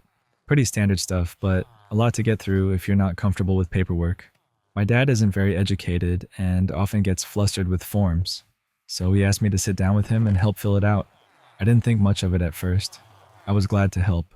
I grabbed a pen, pulled the papers closer, and started asking him the questions one by one. The first few sections were easy. Current medications. He rattled off the names, and I wrote them down. Past surgeries. I listed the ones I knew about, and he added a couple more. Allergies. None that he knew of. Diet and exercise. I wrote what he told me, even though I knew it wasn't the healthiest. Still, I figured that was the point, to give the doctor a clear picture. Then we got to the lifestyle section, the part about smoking and alcohol. That's when the mood shifted. The form asked if he smoked. My dad didn't hesitate for a second. He told me to write non-smoker. My hand froze halfway down the page. My dad has smoked a pack a day for as long as I can remember. The smell of cigarettes has been part of my childhood, part of our house, part of him. There was no universe where he could be described as a non-smoker. I looked at him, and he avoided my eyes, like it was obvious that I should just do what he asked. Then came the alcohol section. The question asked about frequency. Without missing a beat, he told me to put down occasional. That wasn't true either. He drinks most nights. Not to blackout levels, but regularly. Way more than the word occasional would ever imply. I put the pen down for a second. My chest tightened. I told him I didn't feel comfortable lying about that kind of thing. This wasn't some random survey where answers don't matter. This was for his doctor. If the doctor doesn't have accurate information, it could change the way he's diagnosed or treated later. I said, "Dad, this could affect your health. Don't you want your doctor to actually know what's going on with you?" He didn't see it that way. He scoffed, rolled his eyes, and told me I was being dramatic. He said, Everybody lies on those forms. Nobody tells the truth about drinking or smoking. That's just how it's done. He made it sound like I was the only person in the world who didn't realize this unwritten rule. I tried again, calmly, explaining that doctors rely on accurate information to do their jobs. That if he downplayed how much he smoked or drank, the doctor might miss a warning sign or prescribe something that didn't work properly. But he cut me off. He said he didn't need a lecture from his own kid. The tension in the room got heavy. He snapped that if I wasn't going to help him, he'd just fill it out himself. And then he did. He grabbed the papers and stormed off, muttering the whole way. Later, I saw him with the packet, filling in the answers. He had written down exactly what he told me to. Non-smoker, occasional drinker. The lies he wanted on paper were there in black and white. Afterward, he barely spoke to me. Our conversations turned into short texts, clipped and cold. He didn't call for days. Eventually, I heard through my sister that he had told her I was being sanctimonious over nothing. According to him, I had made a big deal out of something everybody does. And she agreed with him. She told me I should have just helped him the way he wanted, that it was his health, his life, and not my place to argue. But I can't shake the feeling. If I had written those answers down myself, I would have felt responsible. If something happened down the road, if a doctor missed a sign, or gave him the wrong treatment, or underestimated a risk, I would have carried that guilt. Even though it wouldn't have been my choice, my handwriting would have been on the page. It wasn't my form. It wasn't my health. But it was my boundary. I wasn't going to put lies on a medical record just because he wanted it to look cleaner on paper. If he wanted to do that himself, fine. But I wasn't going to be the one to do it for him. And that's where things stand. He's upset. My sister thinks I should have stayed quiet. And I'm left wondering if I really made the right call. Deep down, though, I know I couldn't have done it any other way. That's where the story ends. That one shows how tough it can be when family asks you to cross a line you're not comfortable with. It wasn't just about filling out a form. It was about being asked to put your name on something you knew wasn't true. Standing firm probably hurt in the moment, but it kept you out of a situation that could have weighed on you for years. This next story is about a younger brother left to handle their late father's massive debts and property mess, while his older sister avoids responsibility, refuses help, and keeps talking about going on vacation. I'm in my late 20s, and right now I feel like I'm carrying the weight of my entire family on my shoulders. My older sister, who's in her late 30s, has essentially collapsed under life, and instead of stepping up, she's dug herself deeper into a pit of excuses, avoidance, and constant complaints. It started about a year and a half ago. She lost her job, and since then, it's been nothing but spirals of depression, financial issues, and refusal to get help. She won't look for work, won't talk to a professional, won't even take the smallest step toward pulling herself out. Every conversation with her is the same. Her shutting down, insisting she can't, blaming circumstances. It's like she's permanently locked in victim mode. Then 10 months ago, our dad died suddenly. Losing him was a shock, but what came after was worse. We discovered that he had gambled away nearly €250,000. On top of that, he left behind about $70,000 in debt. The only real assets were 2 properties worth maybe $400,000 combined, and even those weren't straightforward. From the moment the dust settled, I found myself managing everything. With my stepmother, I've been handling the mountain of paperwork, contacting banks, negotiating with creditors, talking to lawyers, dealing with taxes, all of it. Meanwhile, I still have a full-time job. Most of my paycheck right now is going straight into covering the debts, just to keep everything afloat.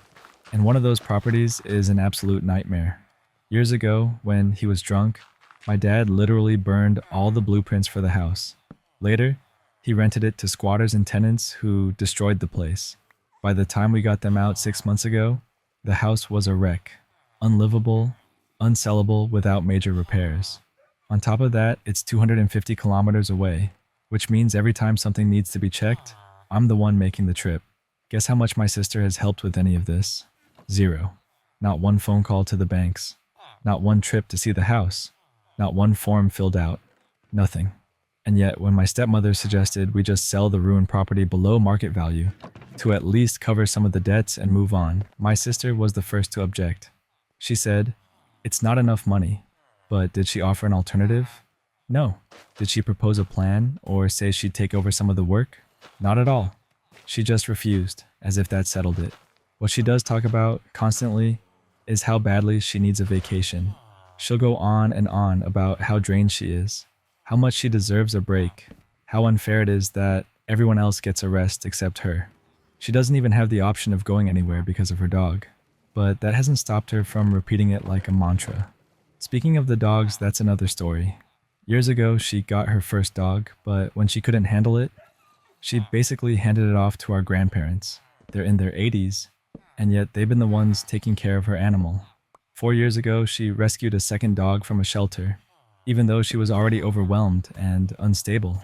And now, she complains that no one will take this one off her hands so she can finally have her dream vacation. I'm at the point where I can't even wrap my head around her logic. I work full time. I handle all the estate management.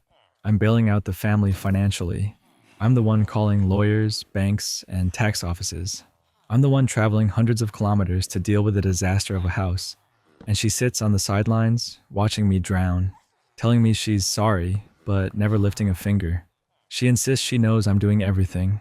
She'll even say she feels bad, but there's no change, no real effort, just more tears, more guilt trips, more talk about how drained she is and how badly she needs a break.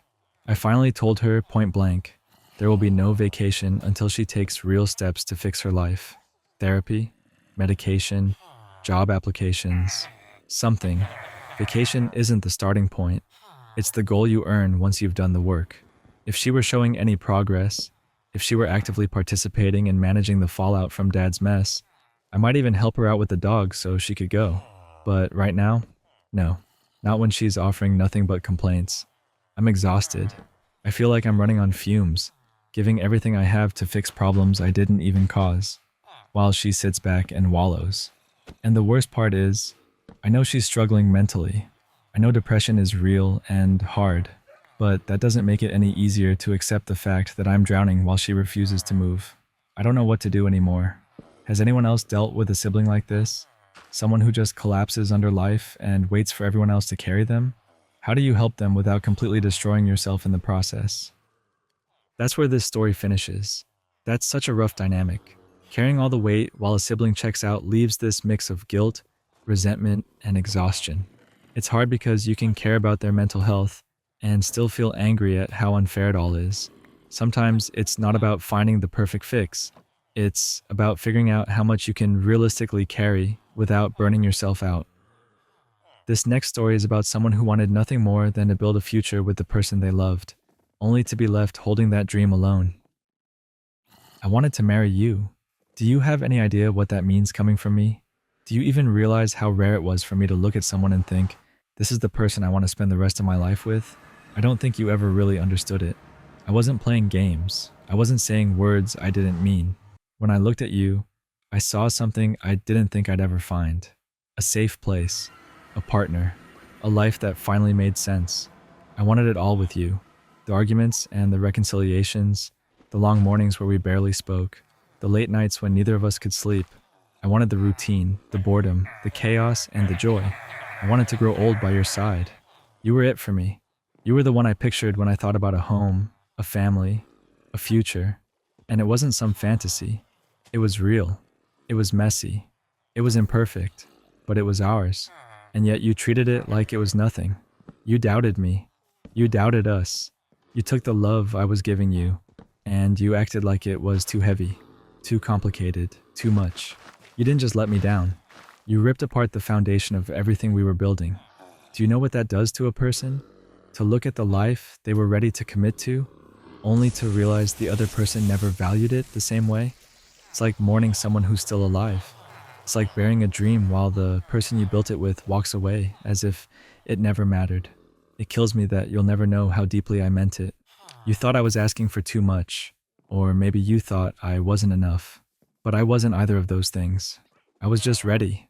I was ready in a way that terrified me, because I'd never been ready like that before. I was the one who showed up with everything I had. I was the one willing to stay when things got difficult, when the shine wore off, when it wasn't easy anymore. And you stopped even seeing that. You stopped holding it. You turned your back and left me carrying it all alone.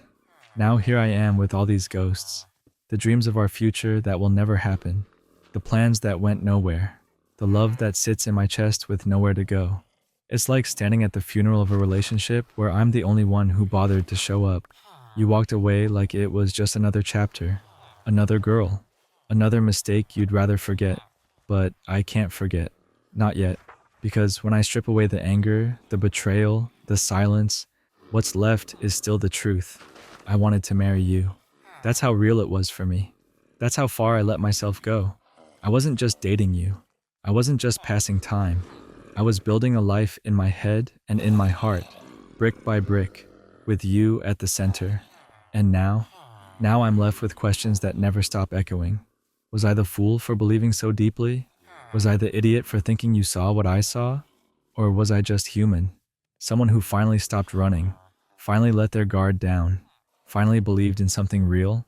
Sometimes I replay the moments in my head, the times I thought you looked at me the same way I looked at you, the way you smiled when we were together, like you were safe, the way you held me like you didn't want to let go. Were those lies? Were they half-truths? Or did you just change your mind somewhere along the way? I'll never know. You never gave me that closure. You just left me standing there, holding on to a future that dissolved the second you turned your back. And still, even after all of it, I can't shake the feeling that what I wanted was real, that the love I felt wasn't imaginary, that the dream I held on to could have been something, if only you'd chosen to stay. So here I am, torn between anger and longing, between grief and love, between wanting to hate you and wanting to rewind time to when it still felt possible. And maybe that does make me the idiot. Maybe I was foolish to believe you were capable of giving me the same depth I was giving you. Maybe I was blind to the truth, that you were never ready, that you never wanted the same future. But if being an idiot means I love deeply, then so be it. If being an idiot means I let myself imagine forever with you, then I'll wear that title. Because I wanted to marry you. I really did. And no matter how much I wish I could erase it, that's the truth that still lingers after everything else has crumbled away. That story ends there. This one definitely hits heavy. It's not just heartbreak. It's that hollow space where a whole future was supposed to live. You can feel how deep that love went, and how sharp the loss still cuts. It's raw, and it leaves you sitting with that mix of anger and longing all tangled together.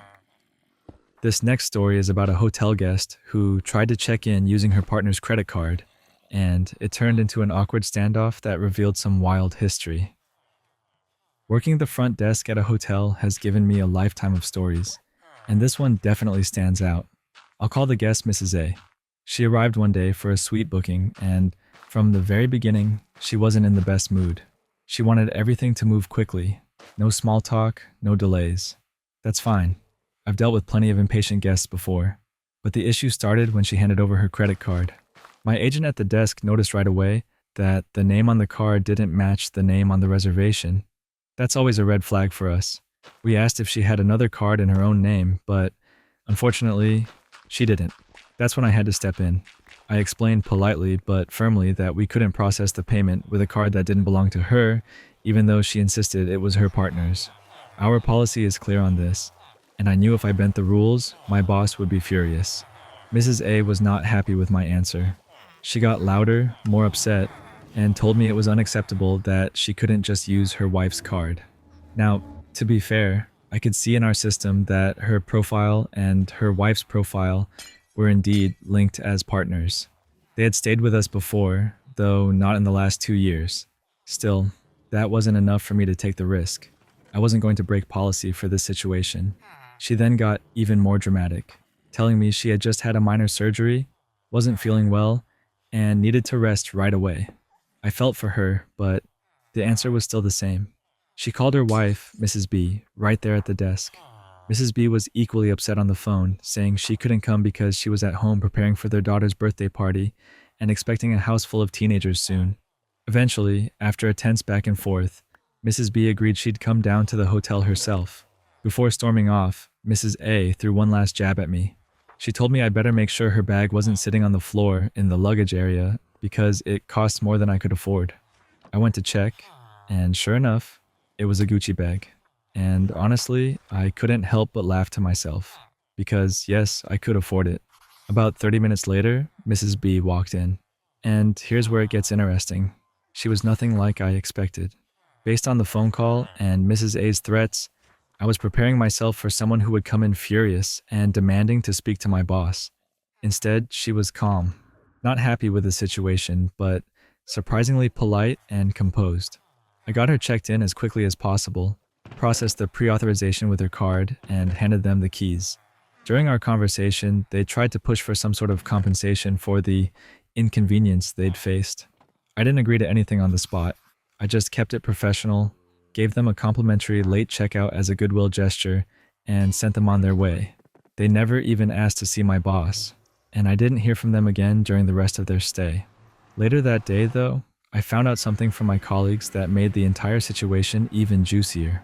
Apparently, years ago, Mrs. A had been married to another woman, Mrs. C. At that time, Mrs. C had booked a staycation at our hotel for Mrs. A as a gift. The idea was to give her wife a relaxing night with spa access and some peace. What actually happened was very different. During that stay, Mrs. C ended up getting access to the room and walked in on Mrs. A, who was supposed to be alone, cheating on her.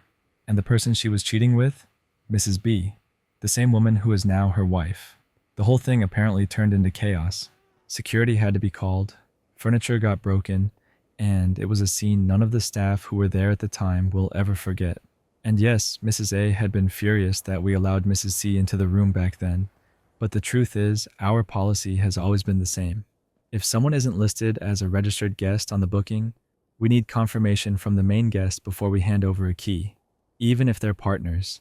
So, standing there that day, hearing Mrs. A rant about how unfair it was that she couldn't use her wife's credit card, I couldn't help but think about the irony.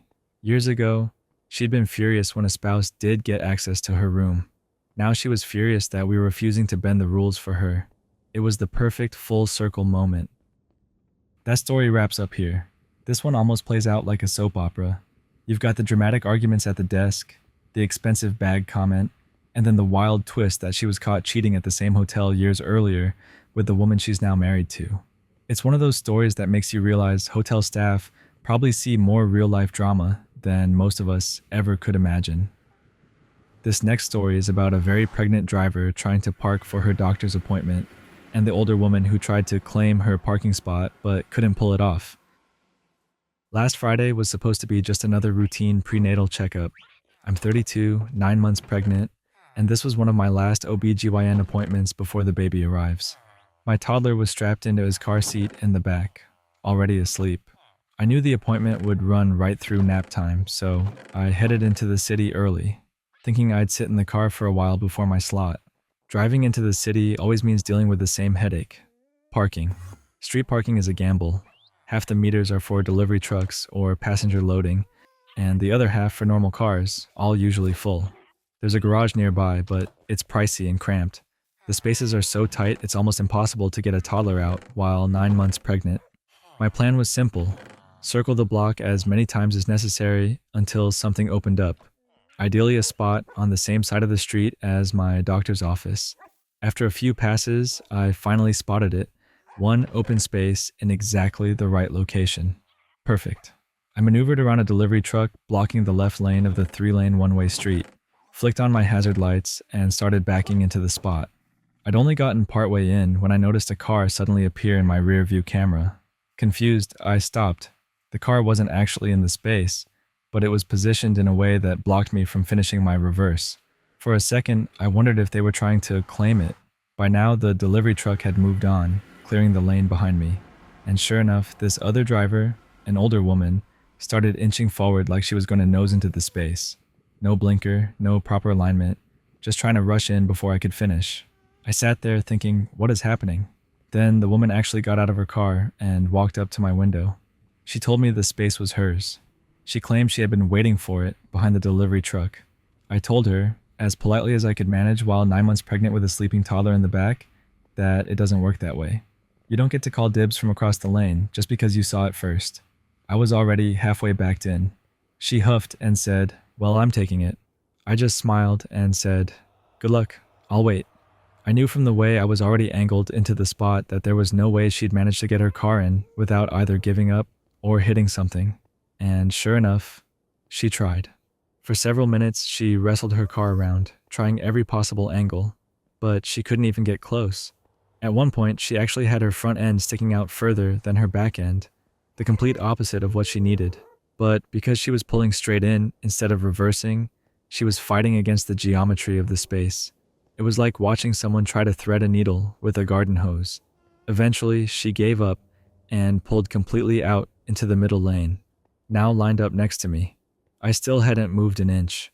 I figured since she'd bailed, I could just finish parking. I put the car back in reverse and started to continue backing in. And then she tried again. This time, she actually attempted to back into the space at the same time as me, coming at it from an angle so close she was an inch from clipping my mirror. I hit the brakes because the last thing I wanted was an accident with a newborn on the way. She rolled her window down and started cursing at me, clearly furious that she couldn't force her way in. I just waved back at her with the biggest smile I could manage.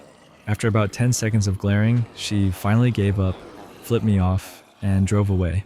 I eased the car back into reverse, and without anyone trying to steal it this time, smoothly finished parking in the space. Relief washed over me. I'd secured the spot. My toddler was still asleep in the back, blissfully unaware of the drama. I sat there for another 30 minutes until my appointment time, letting my son sleep. Not a single other space opened up during that time.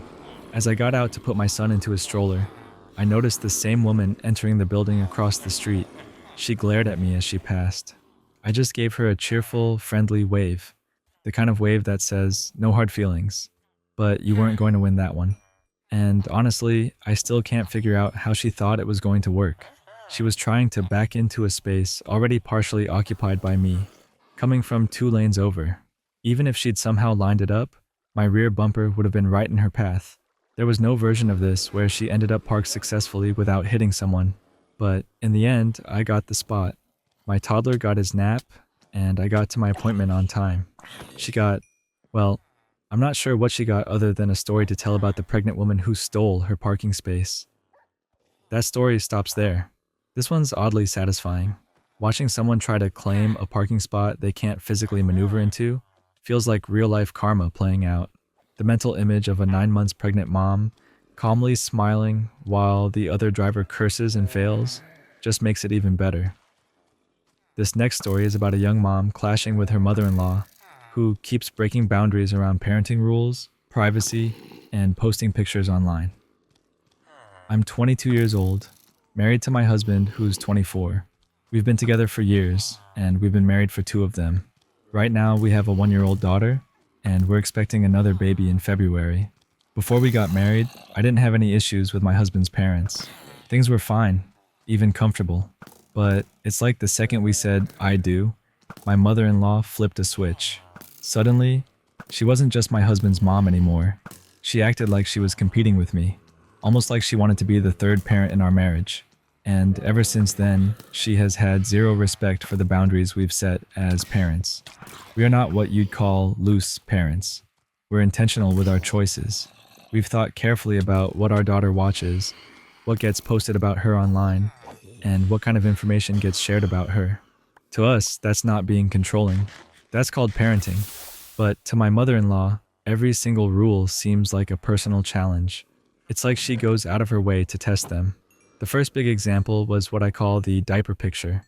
When our daughter was about 2 months old, I shared a sweet private photo in our family group chat. It was just my baby in a diaper smiling while resting on my husband, who was shirtless. It was cute, innocent, intimate, something that should have stayed family only. But instead, my mother-in-law decided to take that exact picture and make it her public profile picture on Facebook for all her real estate clients to see. I had already explained to her before that she could only post photos if her account was private, but she flat out refused because she wanted her profile public for business. And I just couldn't wrap my head around it. Why would strangers scrolling through Zillow listings need to see a half-dressed photo of my infant daughter? Then there was the TV incident.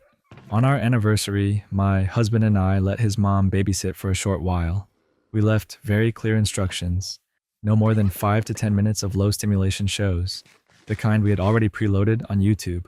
We came home later and found our daughter plopped in front of the TV, watching the exact overstimulating cartoon I had banned.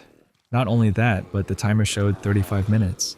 When we confronted her, she just shrugged and said, well, I got tired of what she was watching, and she should experience what her dad liked as a kid. Which, in plain language, meant, your rules bore me, so I ignored them. Then there was the pregnancy announcement photos. Recently, we had family pictures taken. Some of them showed our daughter's face, but we only shared those in the private family group chat. The ones we posted online were faceless, or ones that kept her more private. But guess which ones my mother-in-law decided to grab and post on Facebook? Yep, the ones with my daughter's face in full view. She paired it with a dramatic caption about how blessed she was to have a granddaughter. The kicker? She hasn't even seen my daughter in person since May. Yet she made it look like she was Grandma of the Year just for social media likes. And to make matters worse, she posted it while my husband was literally in her house. She didn't ask him, she didn't even mention it. She just waited until he wasn't looking and snuck it online. Almost like she wanted me to stumble across it and cause drama. When my husband confronted her about it, her response was the same one she always gives. Okay, I'll take it down. No apology, no explanation, no recognition that she'd crossed the same exact boundary multiple times. Just a flat, dismissive, okay. At that point, I told my husband I was done. If she breaks our rules one more time, I'm cutting her off. I'll block her, I'll go no contact, and she won't have access to our kids anymore. Because in my eyes, if you can't respect us as parents, then you don't get the privilege of being grandma. My husband's reaction was, we'll cross that bridge when we come to it. But honestly, I'm past that. I'm ready to blow the whole bridge up if it means protecting our children and our boundaries. And to be clear, this isn't just about his family. If my parents ever repeatedly disrespected my husband the way his mom has disrespected me, I would take the exact same stance. Kids aren't prizes or rewards for adults who can't behave themselves. That's where I'm at right now. Just standing my ground and waiting for the next time she decides our boundaries don't matter. That story wraps up here. That one really shows how exhausting it can be when boundaries aren't respected, especially with family. It's like every small line gets treated as optional instead of serious. I get how that would make someone feel backed into a corner, and the way the grandma tries to play the perfect image online just adds another layer of frustration. It leaves you thinking about how different people can be in public versus private. This next story is about a husband stuck between being honest about what he finds attractive and supporting his wife's goal to lose weight, while she keeps blaming him for the pounds she gained during pregnancy. I'm 31, my wife is 32, and from the start, we were honest about attraction. She knew I like women who are curvier and softer. She also knew that what I like isn't the same as what she wants for herself. Loving how she looks and wanting her to feel good in her own skin can both be true, and I've tried to live in that balance. After our baby was born, that balance got harder. At first it was the usual new parent fog. Late nights, a white noise machine hissing in the corner, snacks eaten standing up because plates felt like a luxury. When the scale crept up and stayed up, she noticed, I noticed, and we talked gently.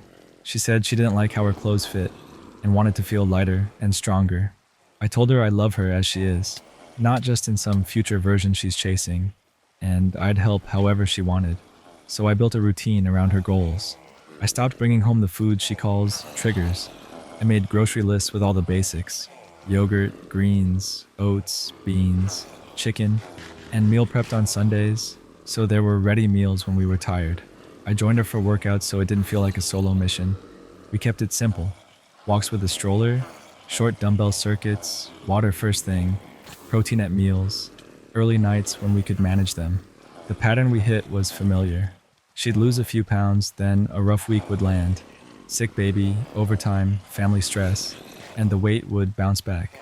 The frustration sharpened. On those nights, she'd cry with the bathroom fan on, or sit on the edge of the bed holding jeans like they had personally betrayed her. I'd rub her back and say, "We can reset tomorrow." I meant it. I wanted the reset to feel kind, not punishing.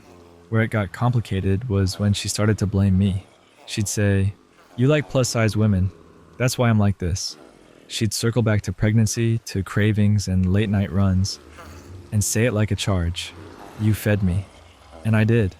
I fed my pregnant wife the things she asked for: milkshakes at 9:30, salty chips, that one bakery cookie that tasted like childhood, because she was growing our child and because that's what she wanted in the moment.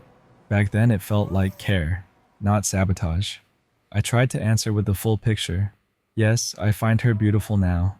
Yes, I got her the food she craved when she was carrying our baby. No, I never asked her to gain weight for me. And no, I don't want her to stay in a body she dislikes just to match my type. I kept coming back to the same sentence. I love you as you are, and I want you to have the body you want. Some nights that landed. Other nights it sparked. She'd hear, I like your body, and translate it to don't change. She'd hear, I want you happy in your body, and translate it to you're not good enough yet. It felt like speaking through fog where my meaning arrived warped on the other side. I don't blame her for having big feelings. Postpartum is a maze of hormones, sleep debt, and pressure from every direction, but the blame kept rolling back to me in a way I couldn't carry. A typical evening goes like this. We finish dinner, clean the high chair, and finally sit. She scrolls, sees a before and after, sighs, and says, if you didn't like bigger women, I wouldn't be like this. I remind her, gently, that her weight gain happened during pregnancy, which is normal, and that I was the guy making runs because she asked, not because I wanted to fatten her. I say again that I want her to have the body she wants, even if that means changing from a shape I happen to find attractive. I kept offering practical help. Talk to the doctor about a safe plan. Try a session with a registered dietitian. I'll watch the baby so she can hit a beginner class. We can focus on habits instead of dramatic swings. Sometimes she nodded. Other times she'd look at me and say, you just want me to stay like this because it's your type. I tell her no. That type doesn't matter as much as her feeling comfortable and healthy. The night it boiled over, the house was finally quiet. We were folding laundry on the couch. She held up a shirt and said, I hate how this fits. I said I was sorry she felt that way, that I loved her, and that we could keep working the plan together. She set the shirt down, looked at me, and said, you made me like this. Something in me gave out. Not anger, more like a tired wire finally snapping. I said, please stop blaming me for your pregnancy weight gain. I got you what you asked for because you were pregnant, and I love you. I'm not asking you to stay this size for me. I think you're beautiful now, and I also want you to have the body you want. Both are true. I kept my voice soft because I wanted it to sound like a boundary, not a verdict. She went quiet, then said, so you're calling me fat. The word hung there like a drop plate. I told her that isn't what I said. I said I was talking about responsibility, not worth. I told her I'm on her team, but once a conversation tips into hurt, it's hard to steer it back. She put the laundry in the basket and went to bed. I stayed up, listening to the refrigerator hum and the baby's soft breaths on the monitor, wondering how to talk about this without either of us feeling cornered. Since then, I've kept doing the things that feel supportive. Shopping, meal prep, walks, patient words. I've also tried to hold the line on blame. I can own my part in enabling cravings during pregnancy. I can't carry the story that I engineered her body against her will. I love her. I'm attracted to her. I also want her to feel strong and comfortable, and I'm willing to help in any way that doesn't turn me into the scapegoat. That's the tightrope I'm on. Tell the truth, stay kind, and refuse the version where I'm the architect of a problem I didn't design. That's where the story ends. This one sits in that gray space where love and insecurity keep crossing wires. You can hear the care, but the message gets scrambled by frustration. Compliments landing like pressure is a real thing, and it makes everything feel heavier. The quiet boundary he set felt necessary, even if it didn't fix the night. It leaves a muted hope that steadiness might help more than speeches. This next story is about an intern who told HR the truth about a burned-out teammate's comments, only to find out it led to the best performing member of their group leaving the company. I'm currently doing an internship at a really large international company. The setup is kind of unique. They place interns on projects in different countries, and the one rule is that you need to speak the local language of wherever you're assigned. So, I got placed on a project in Poland. Right away, I was honest and said I didn't speak Polish. The company told me it wasn't going to be a problem because there would be someone supporting me. They said, don't worry, Martina will help. She's a native speaker. Martina is around 30, incredibly smart, and easily one of the hardest working people I've met. But from the very beginning, it was obvious she was running on fumes. Our team was just 3 people. Me, Martina, and another employee who's 67. Neither he nor I speak Polish. That meant Martina was the only one who could actually handle the language side of things, and that role came with all the weight of the project. The older coworker was a different kind of problem altogether. He made mistakes constantly, sometimes daily. He'd mess up customer interactions, send things out wrong, and even once fell asleep in a meeting. When Martina tried to point out mistakes so they could be fixed, he would shoot back sarcasm or act like she was out of line. Meanwhile, she had to clean up both his mistakes and mine. I was brand new and still learning, so I know I added to her stress even without meaning to. On top of that, she was the one constantly making phone calls to high-level managers in Poland just to smooth things over. And the worst part, she wasn't even allowed to explain that these errors weren't her fault. The company insisted, "You're a team. You represent each other." Because she was the only native speaker, she got told things like, "Martina, you need to handle this call. You're the one who speaks Polish. Stop being emotional about it." It was so unfair. The pressure on her shoulders was enormous, and anyone watching could see it. One day, she finally snapped. She told the older coworker, "You shouldn't be working on this team. Every team has someone who speaks the local language, except this one. It's not fair for me. I'm exhausted." She didn't yell it, but she said it firmly. His reaction? He laughed and immediately reported her to HR for discrimination. HR called me in and asked directly if she had said those words. I froze, but I told the truth. I admitted, yes, she did say it. I tried to explain why, how stressed and overwhelmed she had been for months, but they cut me off before I could really give context. Later, I found out something I hadn't known. Martina was actually the wife of the general manager of our local branch. And yet, even with that connection, nothing could protect her. She resigned not long after. Officially, she said it was her decision, and honestly, I believe her. She seemed like someone who just couldn't take the constant unfairness anymore. There were rumors that her husband couldn't do anything about the older coworker either, because of policies designed to protect vulnerable employees. In his case, because of his age. That meant the guy who kept underperforming and causing stress was practically untouchable.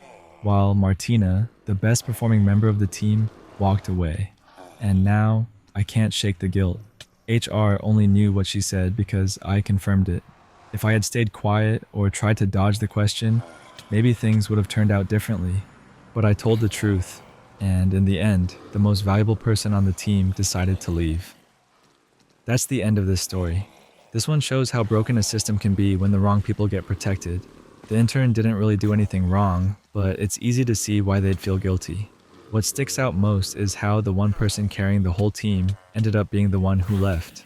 It's the kind of story that makes you think about how unfair workplaces can be sometimes. Anyways, that's gonna wrap it up for today's stories. Hopefully it made for a nice, easy listen. If you had a good time, don't forget to like the video and subscribe. Thanks for spending some time here, and I'll catch you in the next one.